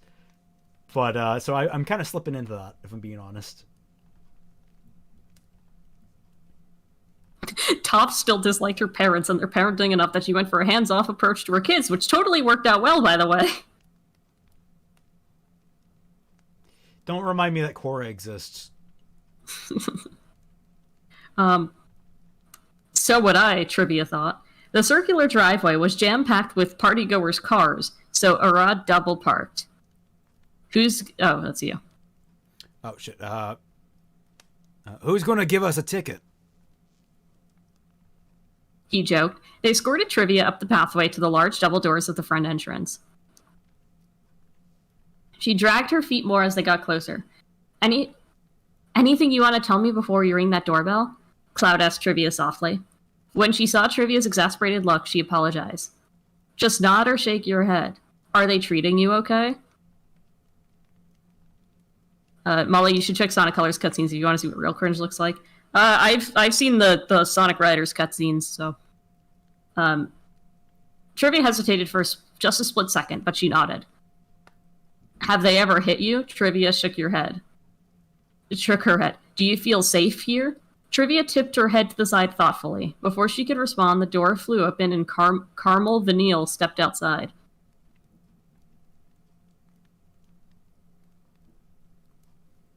Trivia saw men in tuxedos and women in sparkling evening dresses milling around beside her.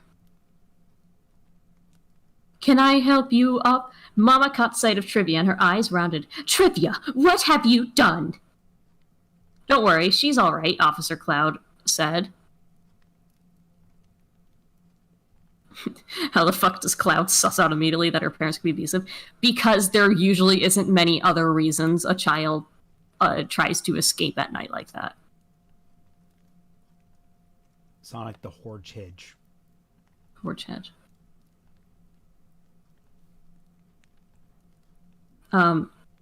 Don't worry, she's all right, Officer Cloud said. And she isn't in any trouble. We picked her up downtown. She got into a little fight. A fight? Mama shot Trivia a penetrating look. That's another word. Anyway,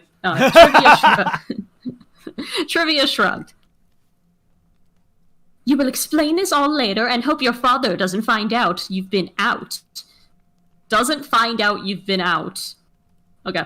Mama glanced behind her as though afraid he would come to the door and find them standing out here, or that a guest would notice her speaking to the police. So you didn't know your daughter was out? Cloud asked. I had no idea. As you can see, we're rather busy tonight. Trivia was up in her room, or so I thought. Just like Neo had promised, they hadn't missed her at all. If she hadn't gotten mixed up with those girls and used her semblance in front of the strangers, she could have gone back home without them being the wiser. Does she have an allowance? How did she pay for that milkshake? Maybe. I don't know. That's not like... Why would they give her an allowance if she's not allowed to go outside? Online shopping? The thought was as comforting as it was depressing. Something bad could have... To be fair, her parents don't hit her or actively ridicule or anything. It's just neglect. Her father held her upside down by her ankle and shook her. Yeah, that's abuse. That's physical abuse right on the nose.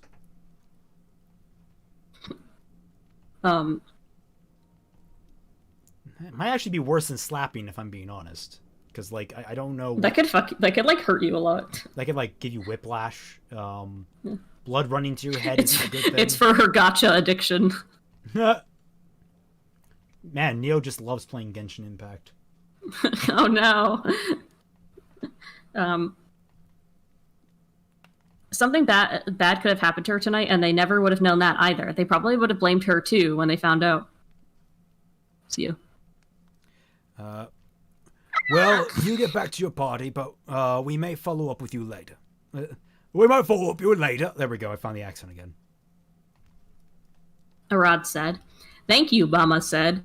Turned her attention to Trivia. Get inside. Go around to the servant entrance and straight up to your room. We'll discuss this before bed. To save us some time at the end of a very long night, write down what you did and just what you were thinking. Arad and Cloud exchanged a look. Trivia started to head for the servant's entrance when she caught the sight of Neapolitan inside, her pink hair pulled up away from her neck and wearing a shimmery black and white gown and long white gloves. She winked at Trivia and beckoned her inside with a finger. Trivia glanced up at her mom. She took a breath, and she pushed past her through the door into the foyer.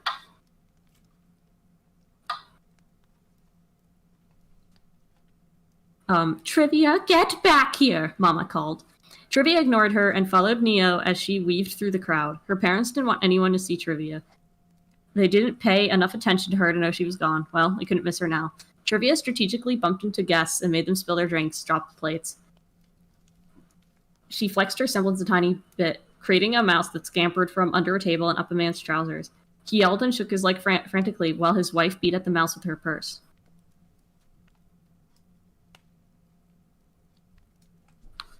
Earlier, Trivia had been too startled to enjoy the new things she could do with her semblance. Her parents had always punished her for using the power, warned her to keep it a secret. They'd been holding her back. What else could she do if she continued developing her ability?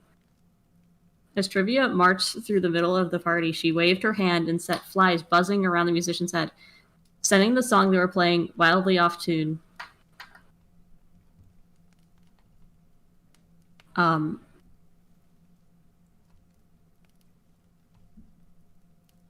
A woman found an eyeball floating near a champagne flute and flung it away from her, drenching another guest and breaking the... That's like yakety sax starts playing in the background. Yeah, I make a thing that's occurring to me in my brain. How did no one recognize Neo? How has no one recognized Neo at all in the original show? Like, you would think Weiss Schnee, who, rubs elbows with the rich and elite, might know the daughter, or at least by reputation, the daughter of the mayor of frickin' Vale. Oh, sorry, the city manager. You would think that she stands out. Like, she's a known entity at this rate. After this, she's not going to be an unknown entity. They're not going to be like... It's like how no one knows who Blake is, despite the fact that she is literal royalty and using her real name. Yep. Again, the way I just rolled with this, Belladonna is a very popular last name. Belladonna. Every class has a Belladonna in it. That would have been a fun gag. I should have had that in Fixing RWBY. Just have another Belladonna show up. There's still time. Trivia stopped for a second in the midst of the chaos she was creating and smiled. Then she saw Papa staring from across the room, jaw set and face purple with rage. Only he wasn't staring at Trivia. His eyes were fixed on Neapolitan. He was furious. Suddenly afraid, Trivia released her illusions. As Neo faded, she curtsied to Jimmy Vanille. And he turned his anger towards his daughter. His entire backstory is a beast and neglected female reader. It is! No, it's not. It's not as bad. She wasn't chained up in her room. She wasn't like chained beaten up every day. Beaten every day. She didn't have siblings that spat on her that are going to eventually become her romantic interest in the future. As far as we know. Fair. Trivia trembled under his seething gaze. She had felt so strong and carefree a moment ago. But she had forgotten there would be consequences for sneaking out, disobeying her mother, disrupting their party. For showing off her semblance outside the family, there would be questions. Oh, this is like an Elsa situation. There would be questions and rumors, and Papa would have to pay to make them go away. But first, she's gonna make a dog push someone she trusts off a cliff.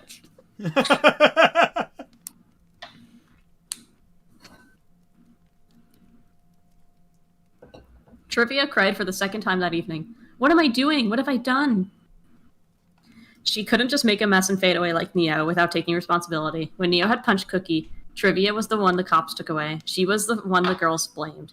It wasn't me, it was her. Neo had encouraged Trivia to sneak out and walk into the party, but Neo was part of her, so did that mean it was really Trivia doing all those awful things?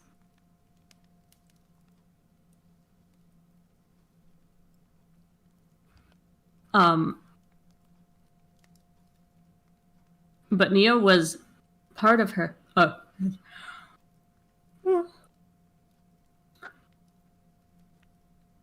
She shook her head, trying to clear the confusion she felt. Deep down, she didn't regret a moment of what had happened that night, and she wanted to do even more, and worse. She was proud of herself.